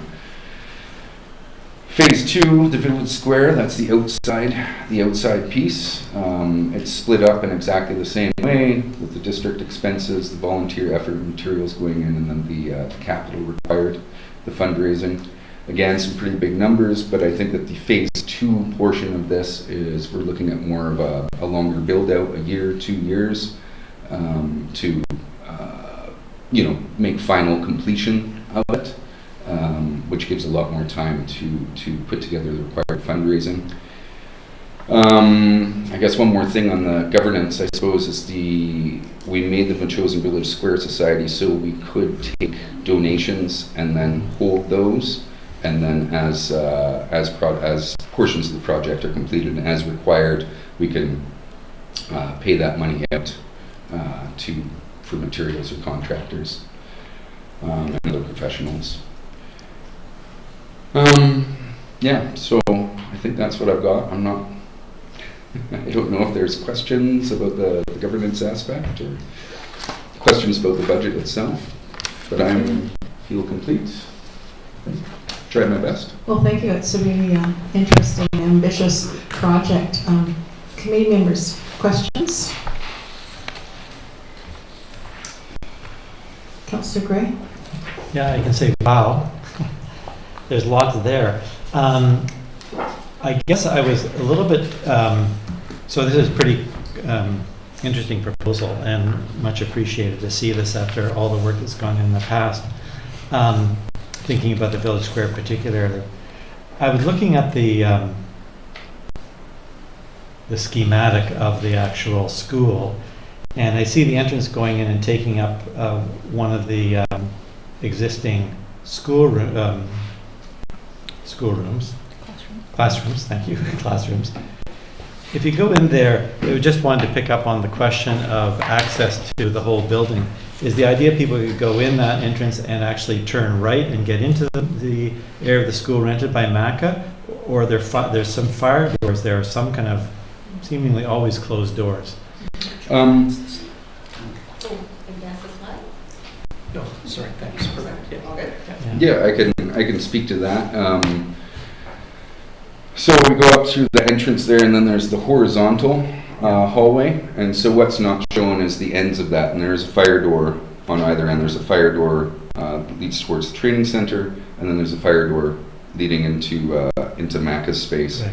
And included, and inside of those fire doors are also, I guess, the new bathrooms and the kitchen space as well. I'm not totally familiar with it all. But yeah, it does provide a central access to the entire building if we wanted to do that, right? People can come in and they can go training center, they can go MACA, they can go gym. Yeah, and one of the reasons why it's here and not potentially on the other side of the school, I mean, there's no shortage of doors in the school, it's just they're all in weird places, right? It was built as a school, not as a venue, right? So what this does is it gets people out of the warren of hallways in the MACA side or coming through the training side to get to what we have now is this really valuable asset. There is such a shortage of space in the West Shore for rentability for performance and concerts. From my time at the West Shore Arts Council and dealing with other arts organizations more recently, they are very desperate for space. So the rentability of this, I mean, it's fabulous, the gym, but if you don't have that central access point, it becomes awkward and weird, and you're not going to get nearly as many renters. So I see this as being a real boon on multiple levels. So maybe through the chair, does that mean those doors can be changed so that actually people can pass through? They could be opened. Yeah. Thanks. I would assume so. One thought I have with, I heard that the left-hand side could become administrative. And so who knows in the future when this place is booming and hopping, you might have a full-time administrator sitting there, in which case that entryway could be, I don't know what you'd call it, watched, I suppose.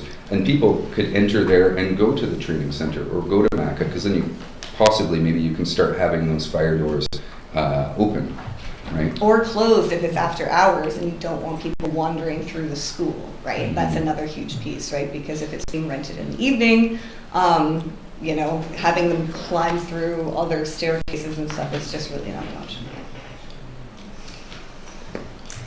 Any other questions? Councillor Matt? We will be discussing this further on.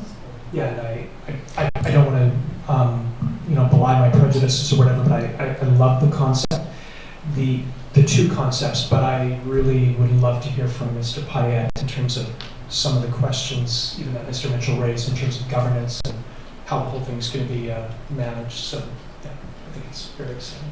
Yeah, I would too, think it's quite a unique idea to be working together on this. So I would hopefully that Mr. Payette has a few minutes to think about how we could possibly move forward with this or not. At least some more information for council. So thank you very much for the presentation. We really appreciate that. And I'll move on to public participation.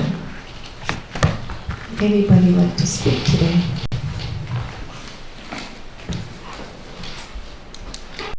Penny McChosen Road. I just want to say I think this is really cool. It was like, I guess before COVID, whenever that was.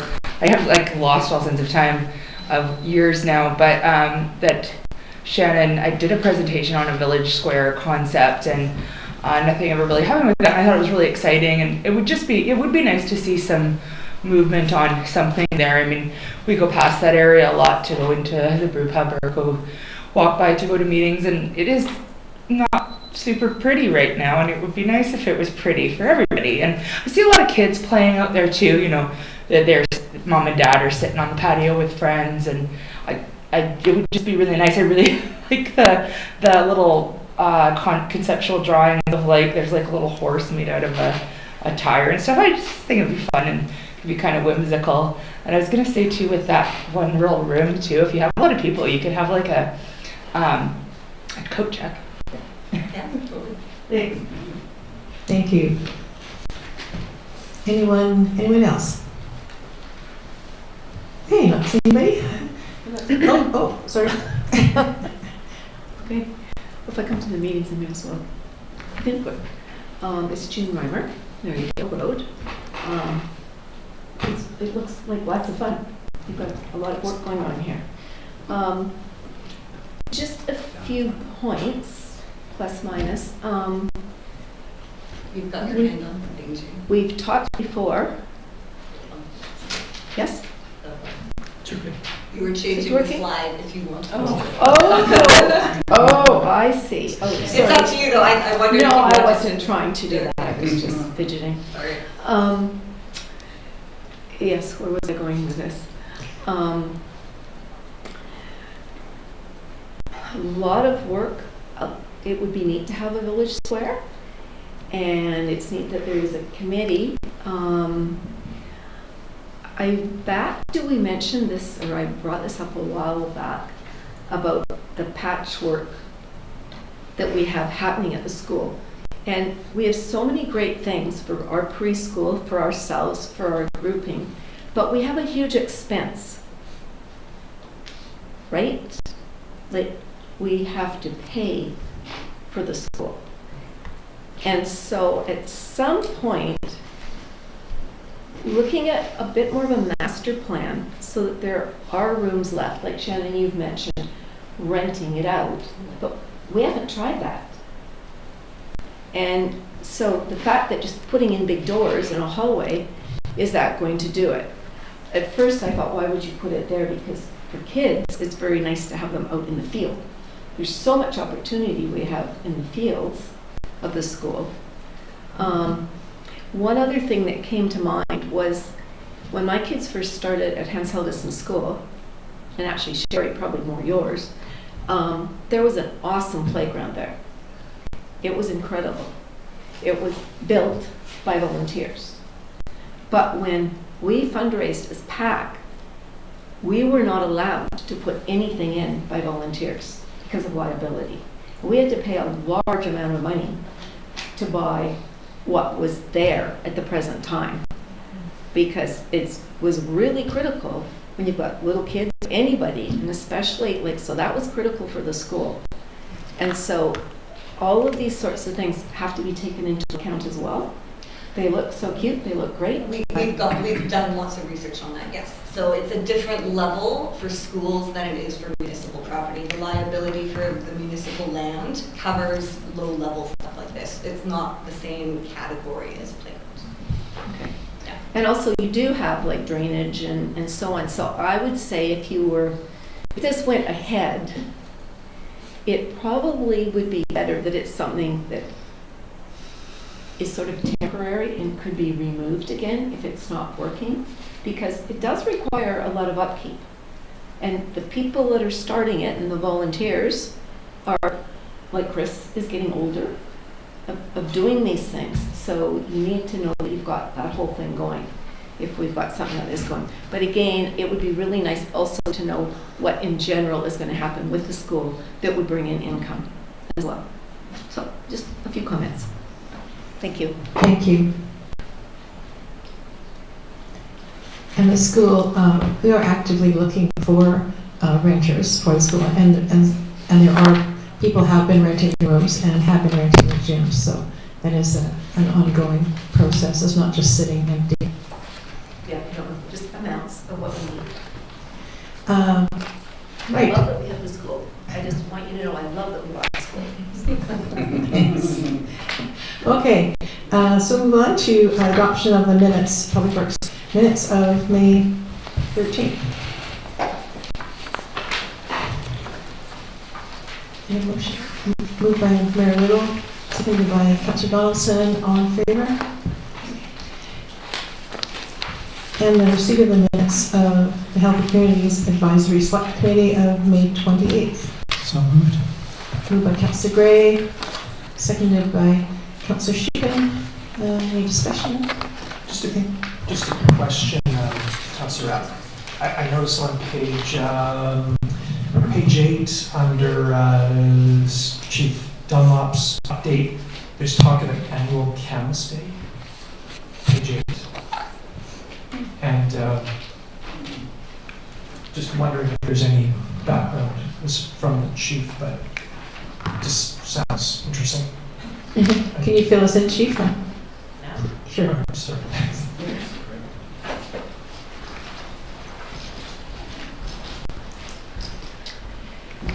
This was just an idea through our Indigenous Engagement Grant and working with JANU. We were talking about CAMUS and what it means and even actually what it is. And then, of course, working with Katie and her love and passion for CAMUS. We thought about under this grant we might have try an annual CAMUS Day. And what that is and what it is involved, I don't know yet. It was just kind of just a little seed that we thought we'd take to the healthy communities and grow it from there. So looking for ideas. Sounds like a very flowery proposal. Okay, thank you. Yeah, that's good, thank you. Any other discussion? No? Okay, all in favor? And we have the receipt of the Firehouse Steering Committee minutes of May 29th. Move receipt. Moved by Councillor Gray, seconded by Councillor Schicken. Any discussion? Councillor Gray. Yes, I wonder if through the chair I might ask Mr. Pyatt a couple of questions. Just I see in the minutes of the Firehouse Steering Committee that the RFP has gone out, and so I took a look at it on the website and I had a few questions about it. I'm totally keen on the fire department and what it's doing and the help that they provide the community, but I'm concerned with the RFP when I look at it. And we don't have it in front of us here, but it talks about making a plan for a fire hall in consideration of future densification of our community. And that would be inconsistent with our official community plan. And of course, it's called an official plan because it's the plan we're meant to be following. So that's a big concern to me. The mentions made of affordable housing challenges in the district, I'm not sure what those are. Again, how that would be defined by a contractor coming and looking. We've heard people advocating for housing, but we haven't actually got any measures of issues. And then the mention that the existing lot size is described as 4.5 acres. And that doesn't seem to be correct information. So when I look at the feasibility study, I'm concerned about what are we doing here? It seems like it's out of line with what I would have expected from the RFP. I know previously we said we're not going to look at it as a council or we weren't going to see it. But now that it's up on the web, it doesn't look correct to me for what we're looking for. So if I could ask Mr. Pyatt just about where these things came from and how we're going to deal with it. Mr. Pyatt, my understanding of the densification was in general just in the whole community, with people moving into the community and coming in from outside. But, but our OCP doesn't have that in it. Yeah, through the chair. I don't know where the word densification came from, but it's probably semantics. Could be replaced with community, long-term community growth. So that word densification, probably not the best word for sure. The size of the lot, I agree. We did talk about that at the committee, the working group for the fire department, and we had a little discussion about it. I was a little surprised it said 4.1 acres too, because that's not quite right, but we all agreed at the end of the discussion that it kind of is indicative of the size of the space for traffic flow and whatnot around the building. So I thought we just left it there for that reason, but maybe the fire chief can supplement that comment. Anything else? Yeah, I thought it more like be half an acre or something that sits The on site, that. yeah, the size of the site is half an acre, but I think the overall flow of the traffic, I think, is what we talked about. Yeah. Well, the other thing that I'm puzzled by is that, like, when again looking at the RFP, it doesn't match. We got a grant funding to help pay for the RFP of $10,000, and so we got $10,000 by telling that agency that the new build would improve our response times. But then I go through the RFP and there's nothing about response times. Then it says there'll be public surveys and public consultation. There's no mention of public consultation or public surveys in the RFP, etc. So the money, the $10,000, I don't believe it could actually be applied to this particular RFP because they're talking about different issues. So that's a $10,000 possible hit in doing the project. But the other part, I guess the really big part for me, is I thought the concern was seismic issues. And the document reads like it's a whole 1,000 other issues. And the amount of work that people are meant to be doing, recommending options on technical merits, building a phasing plan, costing, financing, including public-private partnerships. My view is that should be stricken from the RFP. Bylaw changes. Meeting with everybody but council, like, are we top meet? Why wouldn't we be involved in that? Like in talking to the people. So there's a lot of issues here that, well, I guess the final one is we did get a report by Skyline Engineering in May 2020, low-cost investigation. They said, hey, how about you get somebody in here to take a look at these buildings and just give you the answer. You can live with these as they are, you could make them a little bit better, or you could replace them and get the numbers, the cost of that, and then go from there. I think we're off into some other world here, and I really would like to answer the seismic question so that we could decide what to do. So I'm wondering about pulling this back so that we could sort of take another look at where we're going. I see that it's easy it's straightforward to put it on hold. I'm just concerned that it's something like a $40,000 cost, maybe losing 10 grand here because it doesn't really match up. And then we'll end up with a whole lot of information but not really answer a basic question. Do we want to rebuild the fire hall or fix it? Yeah, I mean, those are all comments that I'm hoping and believing that when we get the proposals in, they should answer a number of those comments. The $10,000 amount that we received, I can't personally speak to that as far as the criteria go, but I guess my understanding is that would supplement the amount council's approved in the budget. My other concern is that the proposals will come in at above $50,000, and so concurrently we are working on a MOU that would go to CMHA and BC Housing to help us supplement the cost of the proposal of the RFP. Of the RFP.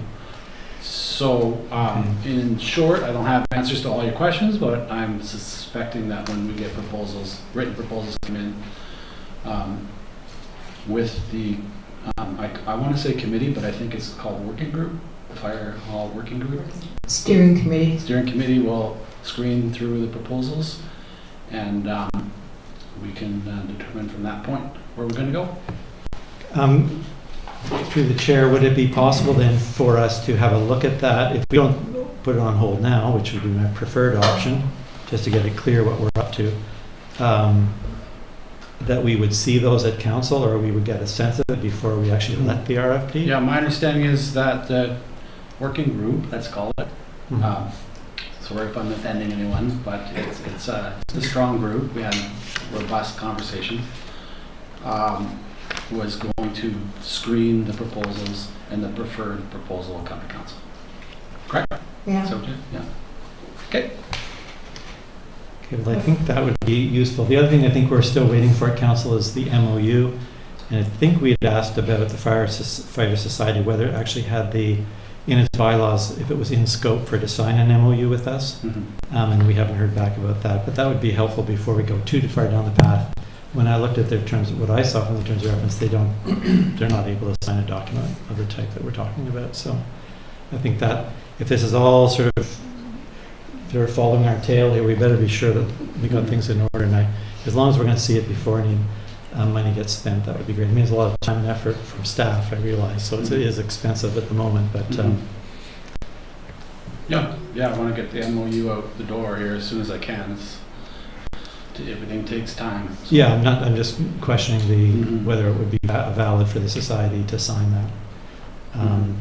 Well, if we could get a report on this maybe at our next meeting, that would be helpful, if that makes sense. On the MOU? Or? Well, the MOU, I think it's scheduled to be coming back, and the society and sort of the legal issue there. And then if we see the RFP, I guess before it is, well, let's just say we'll see it before that. Yeah. Okay, thank you very much. Yeah, fair enough. I appreciate that, Mr. Payette. Okay, Councillor Shukin, did you have a question for Mr. Payette? I didn't. I just was hoping that Councillor Gray could identify where did you see densification? I'm sorry, I'm looking. Certainly, it's clause 1.4 or 1.4.1. Consider the impact of future densification. So what I'm worried about is we're kind of putting on our RFP that's asking people to build a fire hall for people that don't live here, and we're not intending for more people to come here. So I'd like it to be built I'd like us to consider the population we have and serving that population rather than something larger that we don't need. Okay, thank you. Okay, thanks. I think it's important to think about the future, however, mostly because we have umpteen thousand people on two of our borders, and they all love coming to Metchosin, and that results in more calls and more, not necessarily people living here, but definitely more people coming here. But anyway, is there any more discussion on this motion? Just say thank you. I'll just say thank you to the chair. Okay, Councillor Donaldson. I just have two things. I was at that meeting, and there was lots of really interesting discussion. It's a very diverse not working group, steering committee. It was my third meeting, so it's always interesting listening to the expertise that comes to that table. There's been lots of studies, and those studies were based on the footprint of what is there already, and there's been some really good results out of what we've seen so far in the studies as far as what the earth is underneath and that sort of thing. The two things that, one thing didn't come up at the meeting, but the other that did, that Councillor Grace just brought up, was the 4.5 acre. That is half of this property. So this property is approximately 10 acres.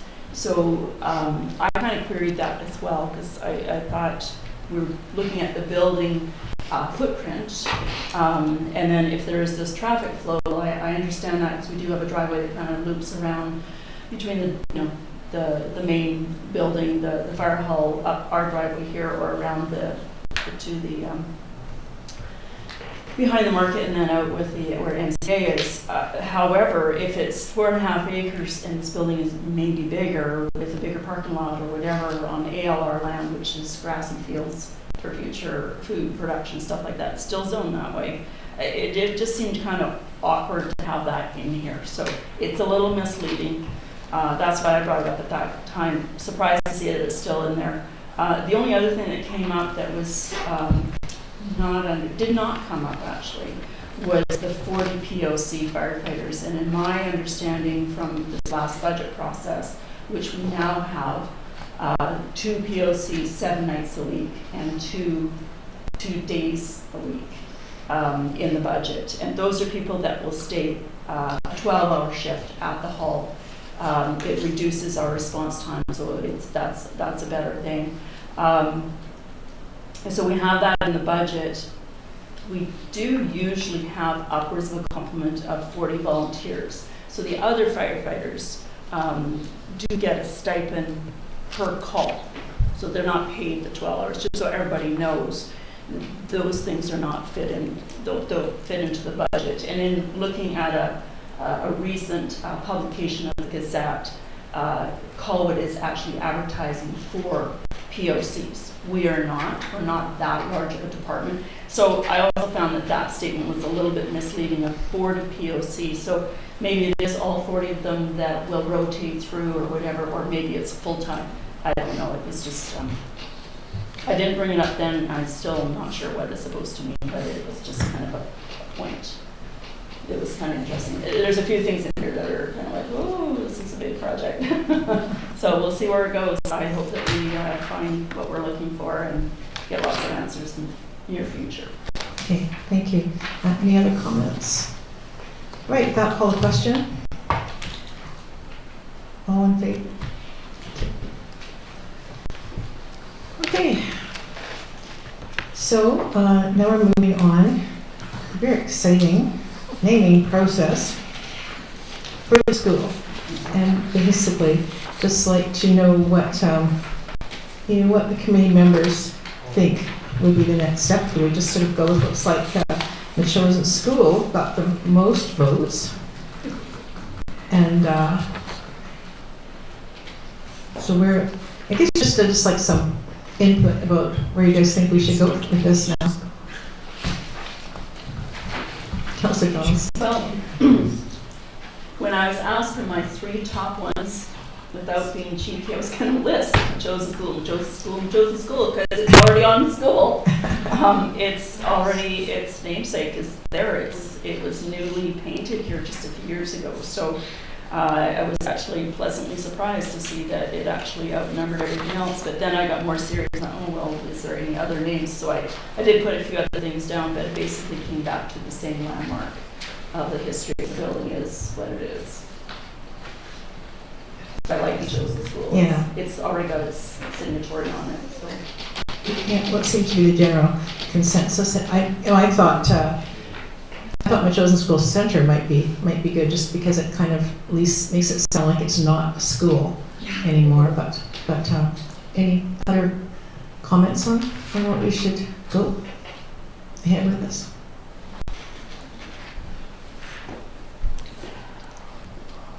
Wow. Does everybody jump in at one? Councillor Donaldson. Councillor Shukin. Shukin, sorry. That's okay. Catching tonight. Do we have to do anything if we keep it as Machosa School? Do we have to rename? Do we have to take any action? I don't think so. Probably not, do we? I think it's already what it's called, right? Although, is it officially, I'm not sure what the official name is. Is the official name Machosen Elementary School? Like, say, on documents, it isn't? Just Machosen School? I don't think there's an official name for it anymore. I think the school board used to call it the chosen school. Elementary school. If we could add something to the end of it, it would help. You know, with the confusion when people call the office saying, you know, where is the school? Can we add at least venue or center or anything, but Machosen School creates a lot of confusion. Okay, I'll make a motion that we name the school the Machosen School Center. I'd second. Right, any discussion on that one? Councillor Donaldson. We have a center across the street. I know that there's a lot of there's Machosen store, Machosen home, Machosen community house. We know we're in Machosen, so I get that part. Machosen Center, when I was on Health and Communities, we talked about then, you know, what would be the, what Shannon was just talking about, the gathering place, you know, what would we call it? And we had all sorts of names going around then. So center, hub is very overused right now. It's a really trendy thing everywhere. So that's one of the reasons I picked that. Center, I don't know, we have a center for everything. I just like the way it is. I mean, once we get our wayfinding signs up, people know where they're going. But I think if you Googled it, it will still come to the chosen school, or it will come to the address, which is very visible. Although, as Mr. Payette was saying, that it gets confusing for staff, people phoning about wanting to know where the school beside the store is. Any other comments on that, discussion on that? Councillor Gray. Well, you can see the votes that some of us made. You know, I favor calling it the Metchosin School. I guess I'm going to speak against the motion, and that's because it seems straightforward in the sense of the number of votes. But if we actually are going to make a decision to change it, then I would wonder about, you know, running an ad in the Muse for a 6-month period, like a really, you know, significant, stronger time frame to get more input. We've got something like 20 people, or I couldn't quite tell here, and we have about 5,000 residents in Metchosin, so it's not like a big, we didn't get a lot of input. So I'm perhaps like Shelley thought, oh, well, that seems to work okay. And it would just be really the cost of adding the name and, you know, what that would take, I suppose. Councillor Donaldson. Yeah, so we've heard about this proposal tonight from Ms.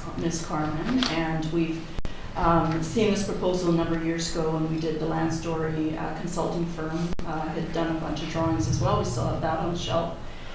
Maybe once we get the school fully leased with a good solid set of tenants and the gym really going, that we revisit this at a time. Maybe it will happen where we actually all start calling it something that really just rolls off of our tongue. Maybe now is just not the time. I think this was a good exercise. But I wonder if we should just pause and see where we are maybe in the future once we get things really happening. Yeah, well, certainly a possibility. If I'm willing to withdraw the motion, if everybody's kind of in agreement with that thought. Okay, I'll do that then, and we'll just continue on. It's going to happen. This place is going to take off. So I'm being told. It's good effort. I think by the time we get around to it, I won't be on council anymore, so I won't have to worry about it. It won't be far. All right, moving on to councilor's update. So I just wanted to say a huge shout out to all of the volunteers who produced another great and successful Mighty Garage Sale over in Metchosin. It was just amazing. There were so many people. This is the volunteers that were around there most of the week, or all week, or 8 days. And a lot of the people that came to the sale, you know, how many of them, so many of them said what a wonderful community event it was, just to be there and a chance to visit with people and sort of go back, and the same volunteers, a lot of them are there every year. It's like old home week.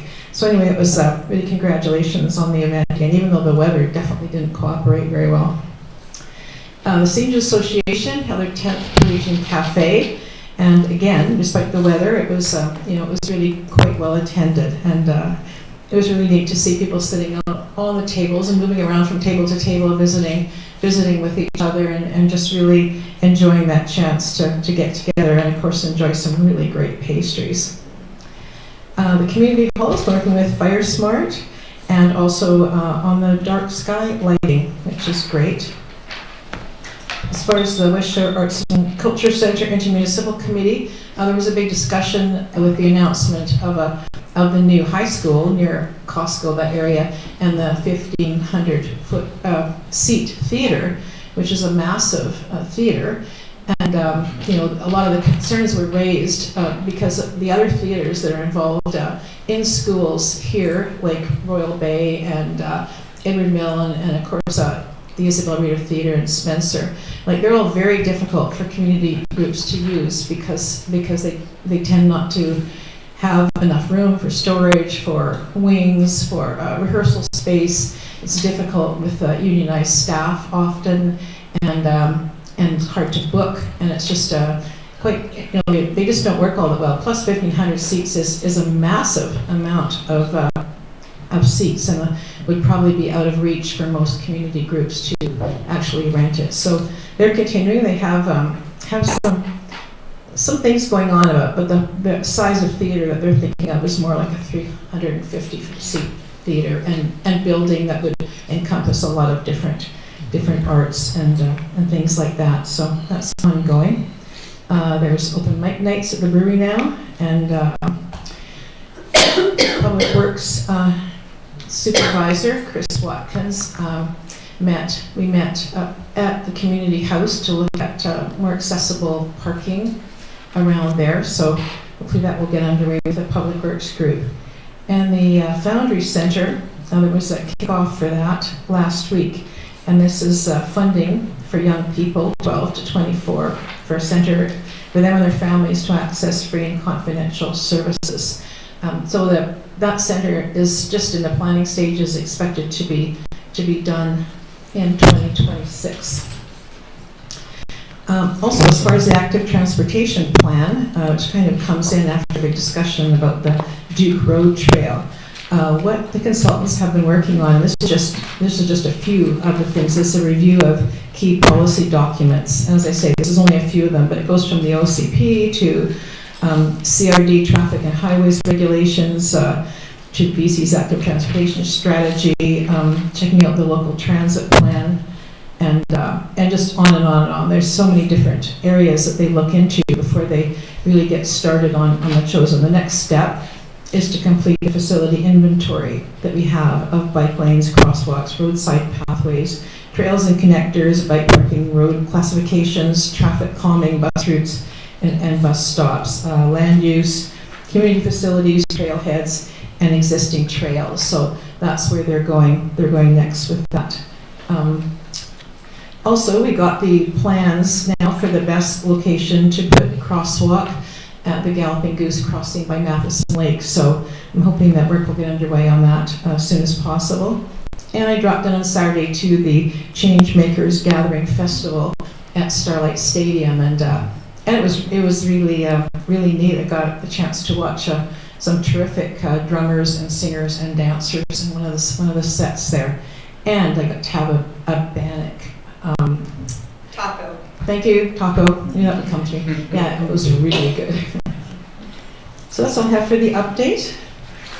And now we're going to move. Yes. Do we have a location for the Foundry yet? No.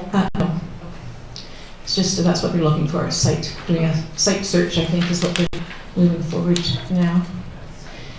So anyway, correspondence. Now we had an awesome presentation about the Metchosin School entrance and area there. So I'd like to make a motion that the committee refer the proposal on the Metchosin School property to staff for review and recommendations.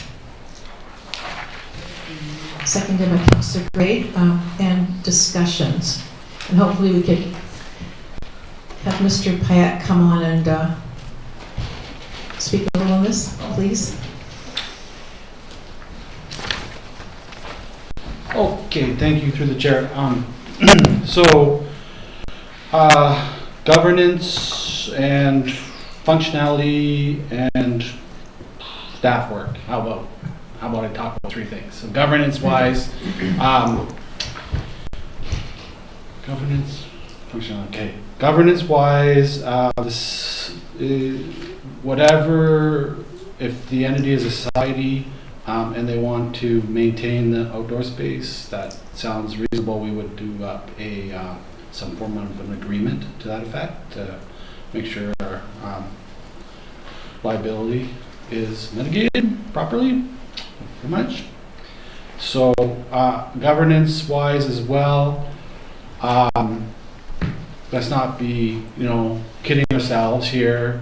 I would look at it from the lens of taking it over after a couple of years, because people come and go, and in most cases the municipality would take it over and maintain it. So I would look at it from that lens, as some of the speakers spoke about. We'd keep it possibly things that we could remove or make sure it's safe, or how would we maintain it in the eventuality that staff would have to maintain it. I would look at it from that lens from the onset.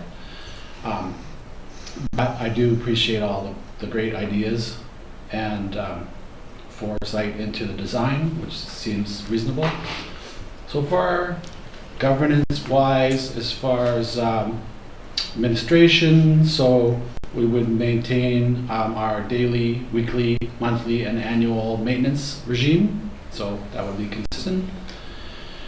Building, so if it was to come to council through the budgeting process, I would recommend. Also, we would have it come through as any other building permit request, as far as checks and balances through the building code process.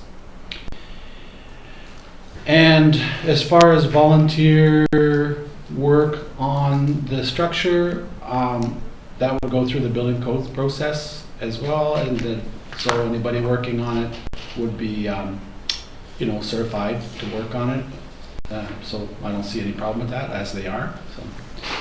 So we would have a list of the checks and balances to go through for sure on the governance regime.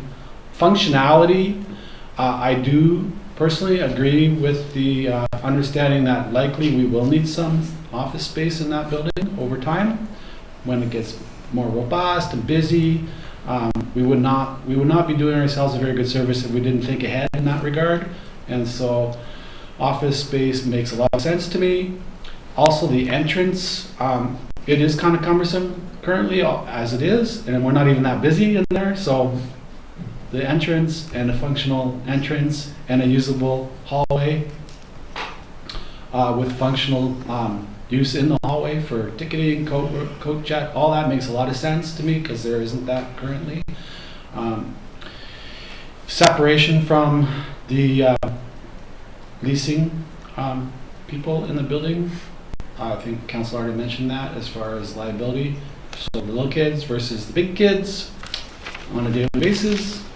And so the entrance makes sense in that regard as well. So functionally, I agree. We can put that in the report. And what was my third? Budget? What's the budget? Staff work. Staff, yeah. So staff work involved. To date hasn't been onerous. We're giving these fine, energetic folks our comments on an ongoing basis. Funding wise, like cost wise, I'm here anyway, and the building codes inspector and Chris Watkins are here, and it doesn't really affect the budget in that way because we just added to our workload. The workload aspect hasn't been significant to date, so as we get into the project and start building a report and start looking at budgeting for potentially next year, that will take some time. As any other project takes time, and we fit it in and we'll make it happen. So I would wrap that up into a report and bring it to council. Perfect. Thank you. Thank you. Any other discussion? Councillor Shukin. Thank you. Just a really quick comment. I sense, based on discussions from the past, budget discussions, that we have, as a community, have made a commitment to owning this school on a longer term basis. And as Ms. Reimer was saying earlier, we're paying, there is a cost to owning the school. My sense of finding a way toward budget neutrality, if you will, is we are going to have to invest to make the school a place where people want to come rent space. So in that light, again, I'm very supportive of the concept that's been put forward. And I think, again, it might seem counterintuitive, but to make money, we have to do some work. Sorry, it's not counterintuitive at all. To make money, we are going to have to invest in that space. So I think this is a great concept. And yeah, I look forward to Mr. Bryan's report. Great, okay. Councillor Dawes. Thank you. I'm looking forward to his report as well. This has been, as Shannon has put in her report here, this has been ongoing for a number of years. There's been oodles of concept drawings. I recall us talking about this last fall, I believe it was, when we hired the Hildebrandts, and the amount of input that the community had, and they wanted to have more. And we heard that at the very beginning of tonight about engagement. And we heard even back then, Mrs. Reimer, who had commented about the patchwork, the sort of the messy quilt patchwork, which really resonated with me. So we have all these drawings that we did back in 2017 or whatever, well, it would be probably after that because we got the school done. And quite a few of those drawings still could apply today. I am, and I really like those because I did the presentation on it and I worked with the group on it at the time. Shannon and I have met to discuss this particular proposal. When this came to us not too long ago with the preschool coming in there, having an outside door, I was not in favor of it because you do have the hallway where children can actually go out to a safer exit into a field as opposed to a parking lot. A parking lot that is already busy with the arts that are going on, the pub that is going on, and now we're adding more congestion in this area. We did an accessibility tour, a group of us, where a ramp to one of the double doors there is not in this particular concept drawing, but as Anne said, those things can change. That accessibility needs to be addressed.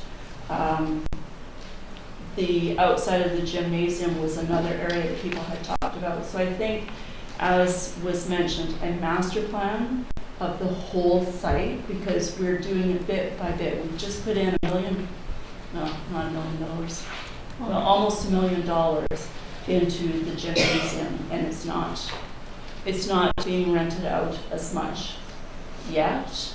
I would hope that we would promote it more before we start putting more money into things and start getting money coming in as opposed to putting money out constantly. Yes, there's grants out there. They're not going to be there for very long or forever, as a matter of fact. They are taxpayers' dollars, so none of that is really free, but I sure would like to see us revenue generating first before we start putting more and more money into it, not to sour everybody's efforts here, but you know, putting the cart before the horse. I'm just really cautious and in times of economic constraint and stuff, so I would rather slow it down a bit and sure see what Mr. Hayek comes back with, but there's a lot of community people that would like to have their say on this whole site. So I think that it bodes well for us to actually broaden that scope, cast the net wider. Okay, thanks. Any other discussion on this? Councillor Gray. Sure, thank you, Councillor. I appreciate the sending this to staff for review, and I would like to ask when that happens if we might poke at the numbers a little bit and make sure that the staff are comfortable with the numbers we see here. That's not a criticism of what's laid out, just rather that nature of having a second look at things. I'm wondering too if we might hear back. It seems to me, so I'm delighted with the idea and the concept and everything. We're going to lose a commercial space when this happens. So one of that classroom that gets cut in half, we're going to lose the ability to rent that. So that needs to be figured into the numbers somehow.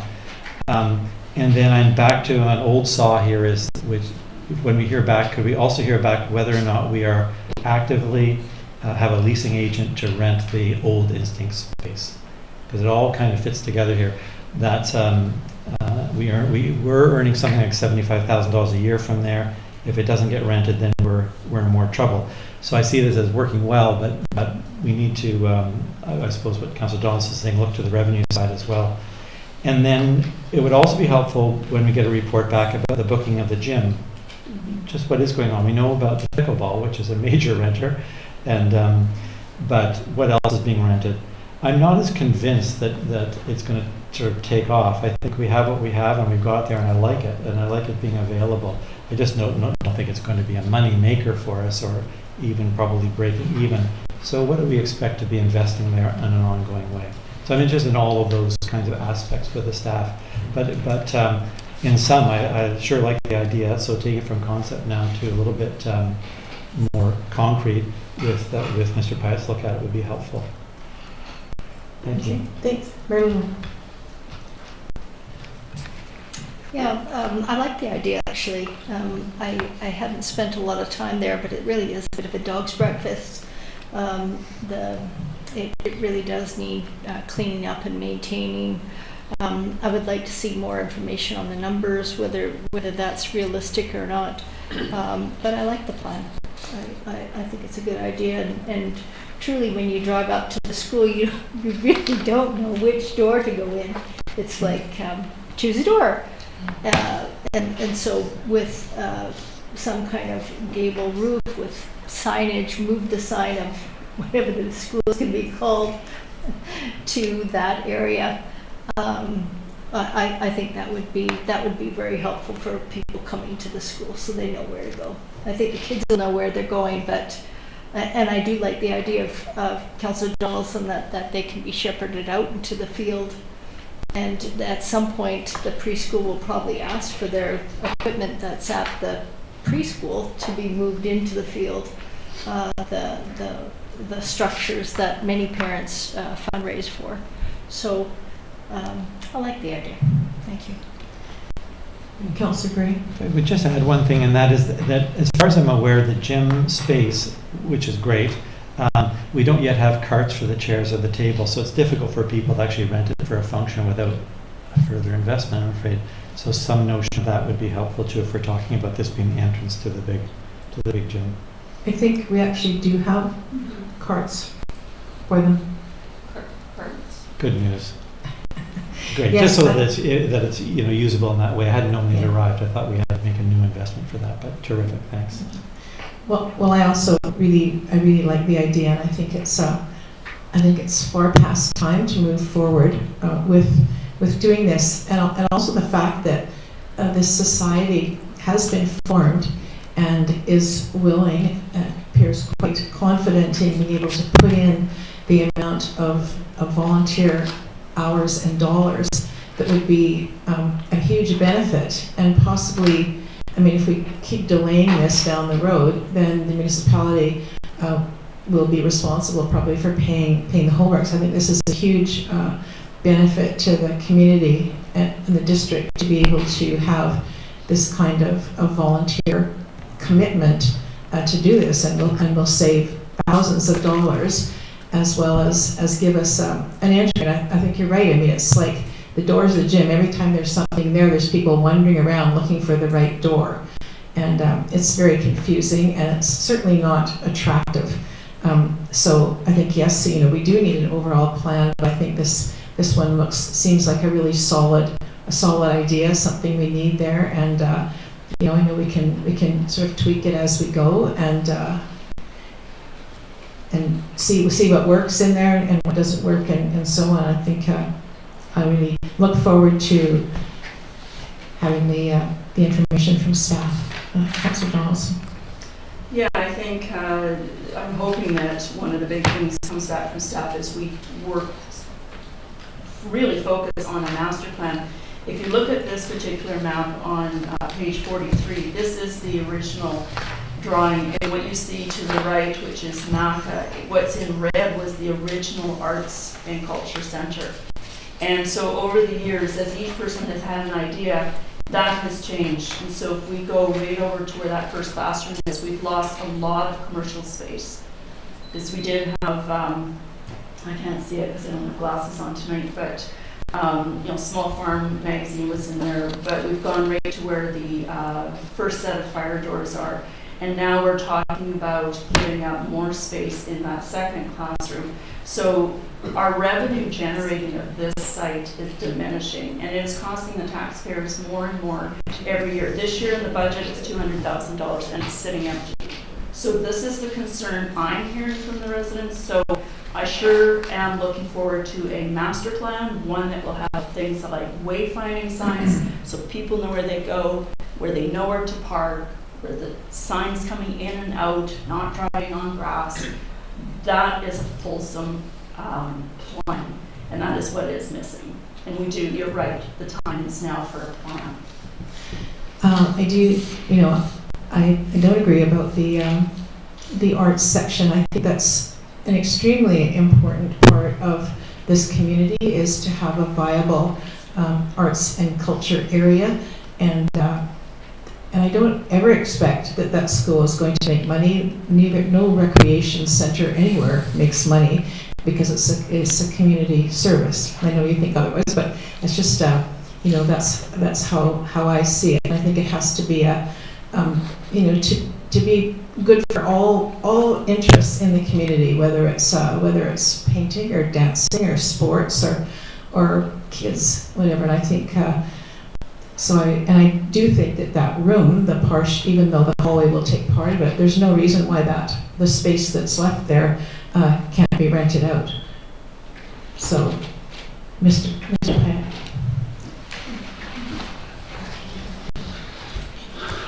Yeah, thanks, through the chair. The master planning process,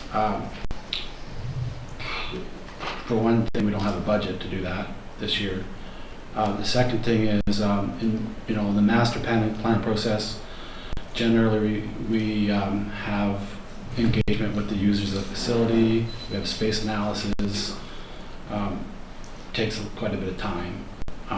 And then there's some kind of public engagement. For me to bring forward a master plan without doing that process, 10 people will look at it and there'll be 10 different comments about it. So it makes no sense for me to do it personally. I mean, I can do it, but it's not really the proper way to do a master planning exercise. So.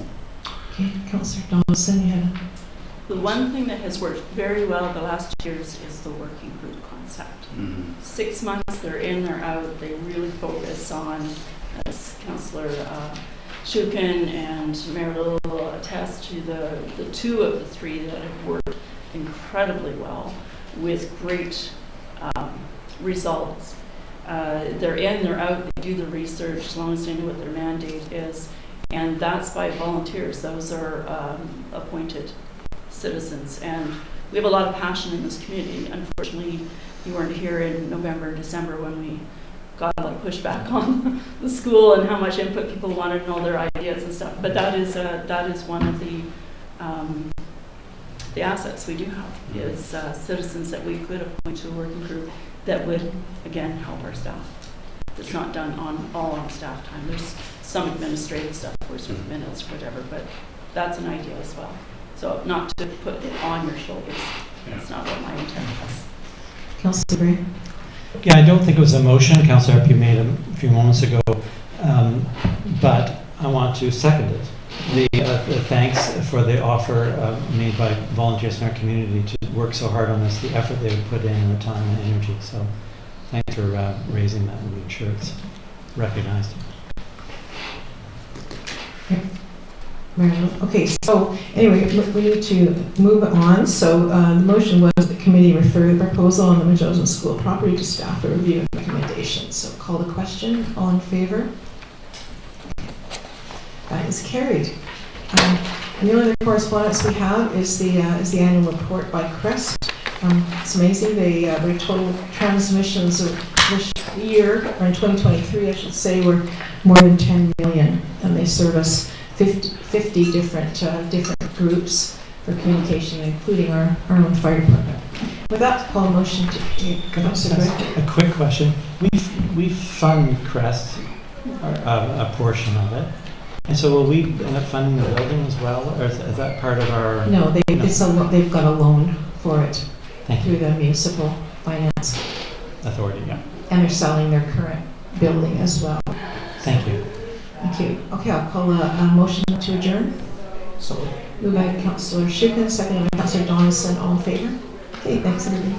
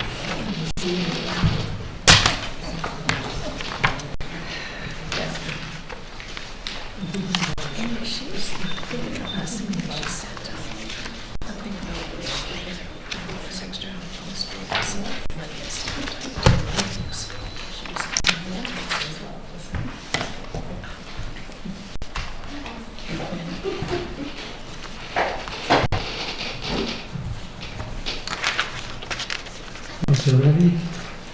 So we'll call to order the meeting of the Environment and Natural Areas Committee for June 10. And we have an agenda before us. Are there any additions or amendments to the agenda that anyone would like to offer? We have some pinks. Yes, thank you. So we've got some pinks here, and we've got, the pinks are correspondence received on biosolids and some correspondence received on the issue of elimination of pesticides and herbicides. So we'll add those to the agenda at the appropriate points in the discussion. And we're all happy with the agenda. We'll take that by consensus then. There are no presentations tonight. Public participation. We've got 4 minutes. People have the opportunity to speak if they'd like. Patty Whitehouse, Rocky Point Road. I hold the vision, as I think I told you last meeting, of a day when what we call human waste is not wasted, but is recognized and used as a valuable resource. That day is not yet, because the human waste is combined with other materials that make the biosolids that include considerable amounts of toxic substances. While the biosolids contain these toxic materials, they should not be spread on land. I encourage council to, until we have ways to prevent toxic substances getting into these biosolids or ways to remediate the biosolids so that they aren't there anymore, they should not be spread on land. I encourage council to ban the spreading of biosolids on the chosen land so that we cannot be overruled and have them imposed on us by some other agency. Thank you. Anyone else like to speak?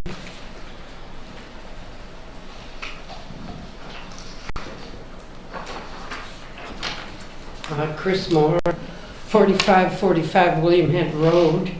It's probably a little redundant given the number of pinks tonight, which I'm kind of delighted to see.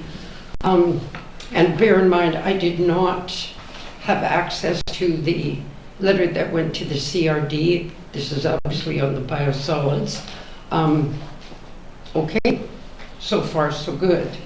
But what I really wanted to say, and why I'm here, is in support of a request to Mayor Council on June 8th, I believe, was submitted by Bev Bacon, resident, regarding the strengthening of Metchosen's position with respect to biosolids, specifically applying a ban for biosolids to all of Metchosen land. What's the rationale? I think you're sort of getting to know that as well as anyone. On May 27th, I and I believe this gentleman, among others, flagged the ongoing lawsuit in the US of A. Farmers in Texas and elsewhere were embarking on a legal battle with the same biosolid producer as we understand pretends to be the corporation involved locally if it comes to pass. The plaintiffs claim that this application has not only ruined their agricultural land, but has also led to the demise of livestock. So one's left asking, can there be any real difference between farm animals and other wildlife in terms of susceptibility? It's not likely. Granted, as you know, the jury's still out, but why would Metchosen, of all places, play Russian roulette in this biosolid game when on potentially non-agricultural land, when so much is still unknown? But I'm getting the sense that you are not leaning on its application anywhere, and I hope that's valid. Anyway, on this basis, please not only consider, but very publicly act on a Metchosen-wide ban of biosolids anywhere within our jurisdiction. I can absolutely assure you that this community will be held in high esteem within the CRD and very likely elsewhere for doing so. And here's a little opportunity in this, and I think maybe Councillor Donaldson with your agricultural connections, it costs about $40 plus change to produce a good-sized weatherproof sign that could be installed at our local farmers market, reading something like, Metchosin does not allow the application of biosolids within its jurisdiction, or whatever words you would care to use, but visible.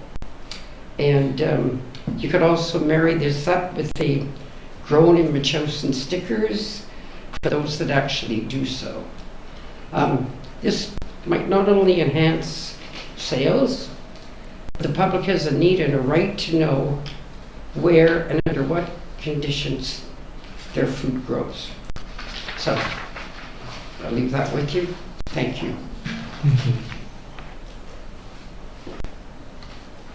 Anyone else like to speak?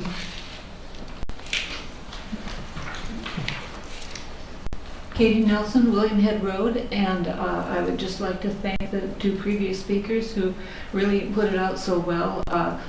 I really endorse the idea of Metchosin publicly banning them, not just saying we don't welcome them. I think that the CRD has sort of shown by the way they're putting out information that they want to go down this road, and I don't want us to find ourselves in a position where we can't stop them.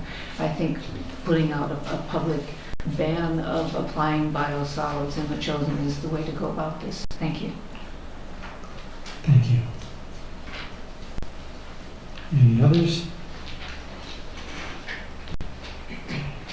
Hi, Joe Percival again, and yeah, I just am in support of the folks who've just spoken. Again, the importance, as I see it, of following the principles of precaution, basically. Having known folks myself from the Olympic Peninsula, for example, and what they went through a few years ago, and it's still a struggle. The Environmental Council over there were pretty much at their wits' end trying to deal with the way that biosolids can weave their way into a community in so many different ways. And it struck me that, again, the importance of going right back to basics again, accepting the reality of the problems, the consequences, the severe implications of something like this, allowing the biosolids to arrive in a community can be so terribly disruptive. Again, as was brought forward as well about the Texas situation ongoing, the absolute frustration and struggles of good people in the community to try to stand up for their rights for a safe and a respected livelihood in their communities as farmers. And myself, having been and lived in Metchosin for so long and met so many of the farmers and such here, just feeling for the people who give what they can to support the rest of us, to eat well, to eat locally, to have a nourishing food source, and not to be in any way slip into a reality of the quote sludge diet. And we, I think, have an opportunity at this stage of the game to make a very firm commitment that Metchosin stands in favor of banning biosolids from the community, and recognizing the insidious qualities that that can allow, as I say, things to enter into a community and disrupt the peaceful, the serene ways that I certainly have known in my days and many years in the Chosen. So again, simply, go back to the precautionary principle. Bottom line, that we know not what we do under the many circumstances, and the recognition that even if the causes and the effects have not been proven scientifically, the reality of the implications of what could happen, and indeed what, as we do know now, currently is happening in other areas, particularly with this very same company that has been contracted within our own community, Sinagra. I believe we have to take an extremely firm stand on that and say that this is not what we want for the community of the Chosen. Thank you so much. Thank you. Anyone else for public participation? Okay. Thanks for everyone who's spoken this evening. The next item on our agenda is adoption of minutes. We have the minutes of the Environment and Natural Areas Committee, May 13th. Move adoption. Okay. Thank you. Any concerns or comments? No? All in favor? Thank you. That was moved by Councillor Schuch and then seconded by Councillor Epp. Then we've got the receipt of the minutes of the Environmental Advisory Select Committee of May 28th. Move receipt. Thank you, Councillor Schuchen. And seconded by Councillor Epp. Any comments? No? All in favor? Carried. Thank you.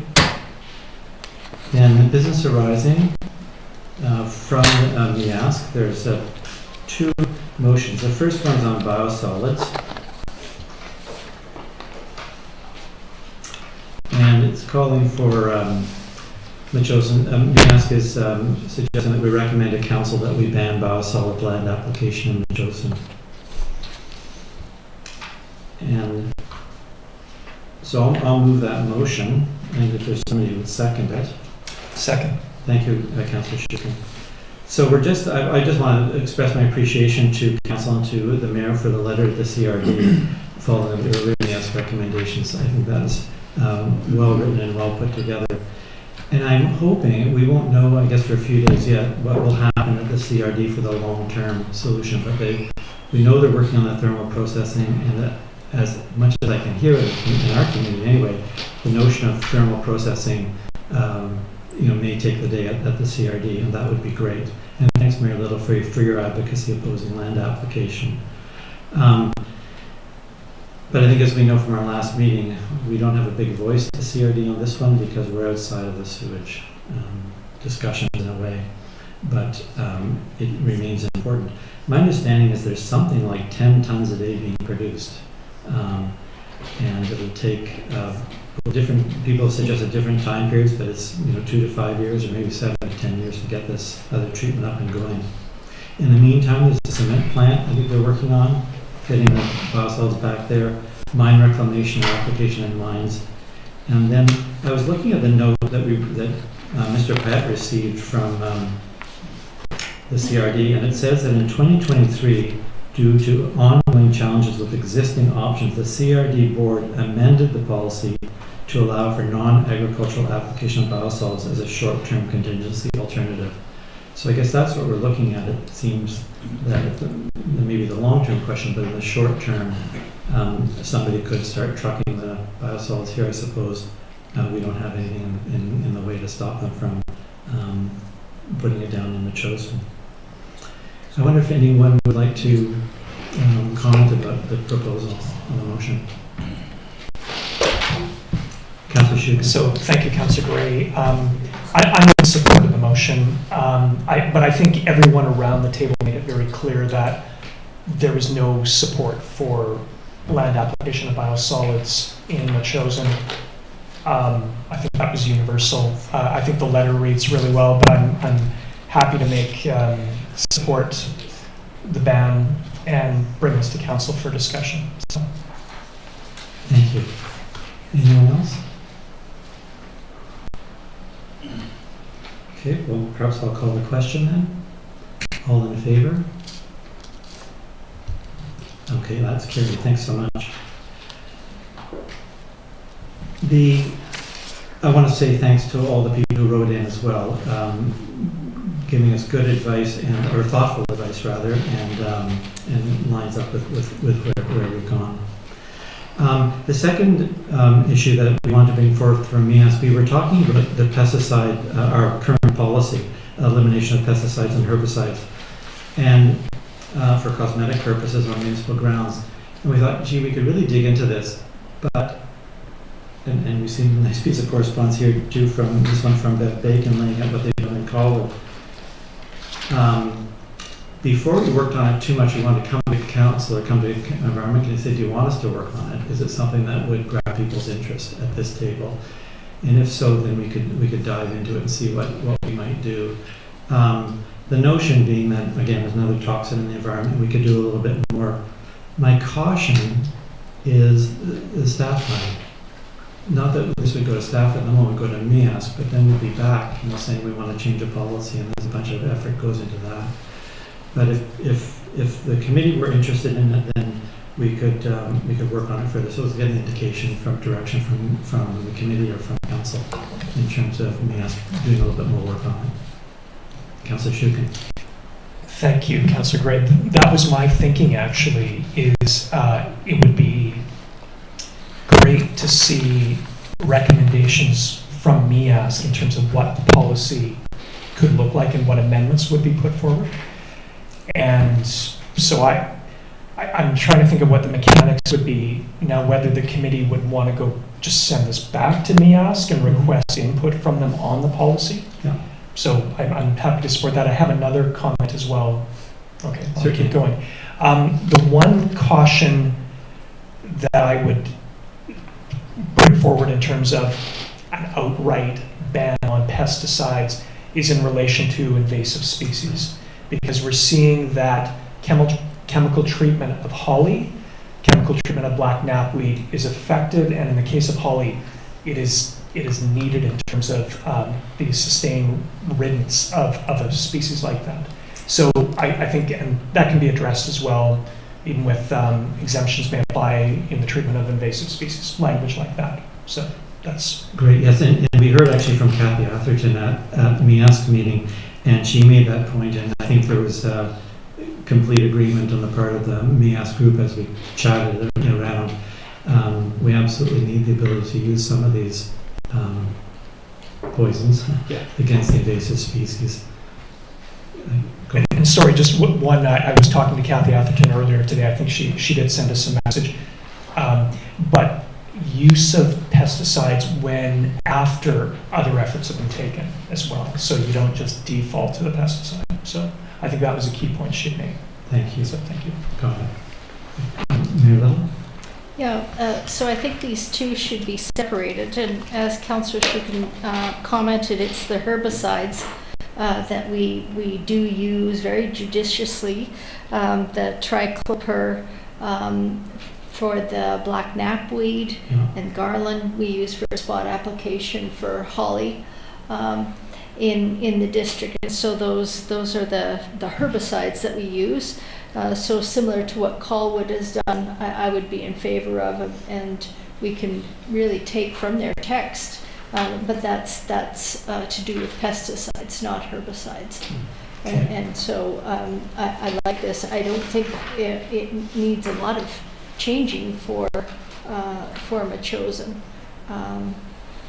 They probably had a lawyer look at this too. We could ask them as well. And it was amended in 2023. So. Okay, and then we'll be. So I'll take it. I guess do we push this up to council? Do we need to do that, or can this committee get back to MEASC? I'm just realizing that. I would like to think that this committee could get back to MEASC, and even just in terms of precedence for the other committees that we have, it'd be neat to not. We're the council. Yeah, let me ask. Mr. Pyatt, that's. Yeah, that would be fine. We'll reduce council time. Okay. So we'll just take it then that the committee seek further advice from MEASC on expanding the policy. As we've got here, and take that as an action item. All good? For Great. pesticides. Sorry, for pesticides, not necessarily for herbicides. Sure, well, we take it as a package, and your point as well, taking the definition, we got to be clear about. Okay, thank you. Well, maybe we'll move on then to Council's update. I just had a few verbal updates to offer. One was I just wanted to officially recognize the effort that was taken, advertising it in the news, conservation success led by the Metchosin Foundation involving the BC Parks Foundation and of course the landowners who protected 32 acres of riparian wetland. And then the news this month I guess, about a key biodiversity area being designated at Woody's Beach. And isn't that great news from the volunteer people in our community working so hard on these things and local family and landowners. MEASC has taken a role as PTASC has in doing a referral. I'll watch the clock there quick. We provided Mr. Pyatt information, the Beckingham subdivision proposal, a series of recommendations, trying to look at the subdivision proposal so that it be in accordance with the OCP, minimizing impact to the development on the wetlands, another headwater of Bilston Creek, and we've recommended, or MEASC has recommended that the approving officer, that's Mr. Pratt, welcome the assistance of the province who've offered to help out looking at wetland, riparian, and groundwater and with their expertise, just helping us navigate the proposal. The idea being that protecting the wetland functions is really important for us in our OCP, especially given changes in temperature and precipitation, drought and that sort of thing. The wetlands absorb the heavy rains and moderate the flow in the creeks, and then in the other times of year with ongoing drought, water is stored there and it maintains the wetland biodiversity. And then of course the connection between surface water and groundwater or the aquifer. So all of those sort of have been a big part of our considerations in terms of advice. This past week was Oceans Week, and I participated in a stand in downtown Victoria, last week to inform the public about risks to do with deep sea mining to our oceans. I wouldn't do that as a councillor, but as a citizen. And we were encouraging ongoing moratorium and an outright ban. The proponents of the mining of the deep sea want to get at rare metals for the green transition, but we think there are other sources and solutions to do that. The CRD water supply master plan, we've got a note up on our website now showing you how you can comment on that. And so check out the district's website. I'm advocating support for a municipal assist factor of 1% and the development, that's an overall. That means the existing users support new development to the least amount possible under the legislation. That's to do with the idea that the benefiter pays. Whoever's getting the water would be paying for it rather than the existing users. And also the development cost charges related to the filtration plant be increased to, that's 35% now. We would say most of that has to be done because of accessing the leach watershed. So development cost charge more in the range of 80% would make sense for that, sticking to the benefiter pay principle. And the final point I would make is that the Trans Mountain Pipeline is now shipping diluted bitumen from Burnaby. I think the first Aframax tanker has come through. And and just to let folks know, I will talk to the CEO and the fire chief about that, as we had a plan some time back to develop a shoreline spill response plan. The ocean plan is going, the question is if it comes ashore, what happens? And it may be, well, it will be, I suppose, things like planning evacuation, and then dealing with health effects and effects on the wildlife in the seashore. So that's to come. And that's the end of my council's update. We've got the correspondence here that we've already mentioned, and there's no other business. I take a motion to adjourn. So moved. Moved by Councillor Shukin, seconded by Councillor Donaldson. All in favor? Meeting is now adjourned. Thanks so much. And thanks to the staff. I'd wait.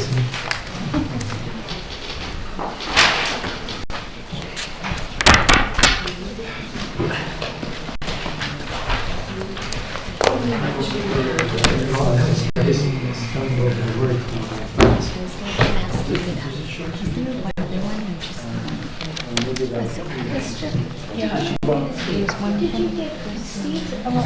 correspondence? I'm sorry? Did you give Steve some Given that you might correspondence? leave us. I actually, I didn't realize the time implications. I actually wrote it out in my scratch the last time I gave it.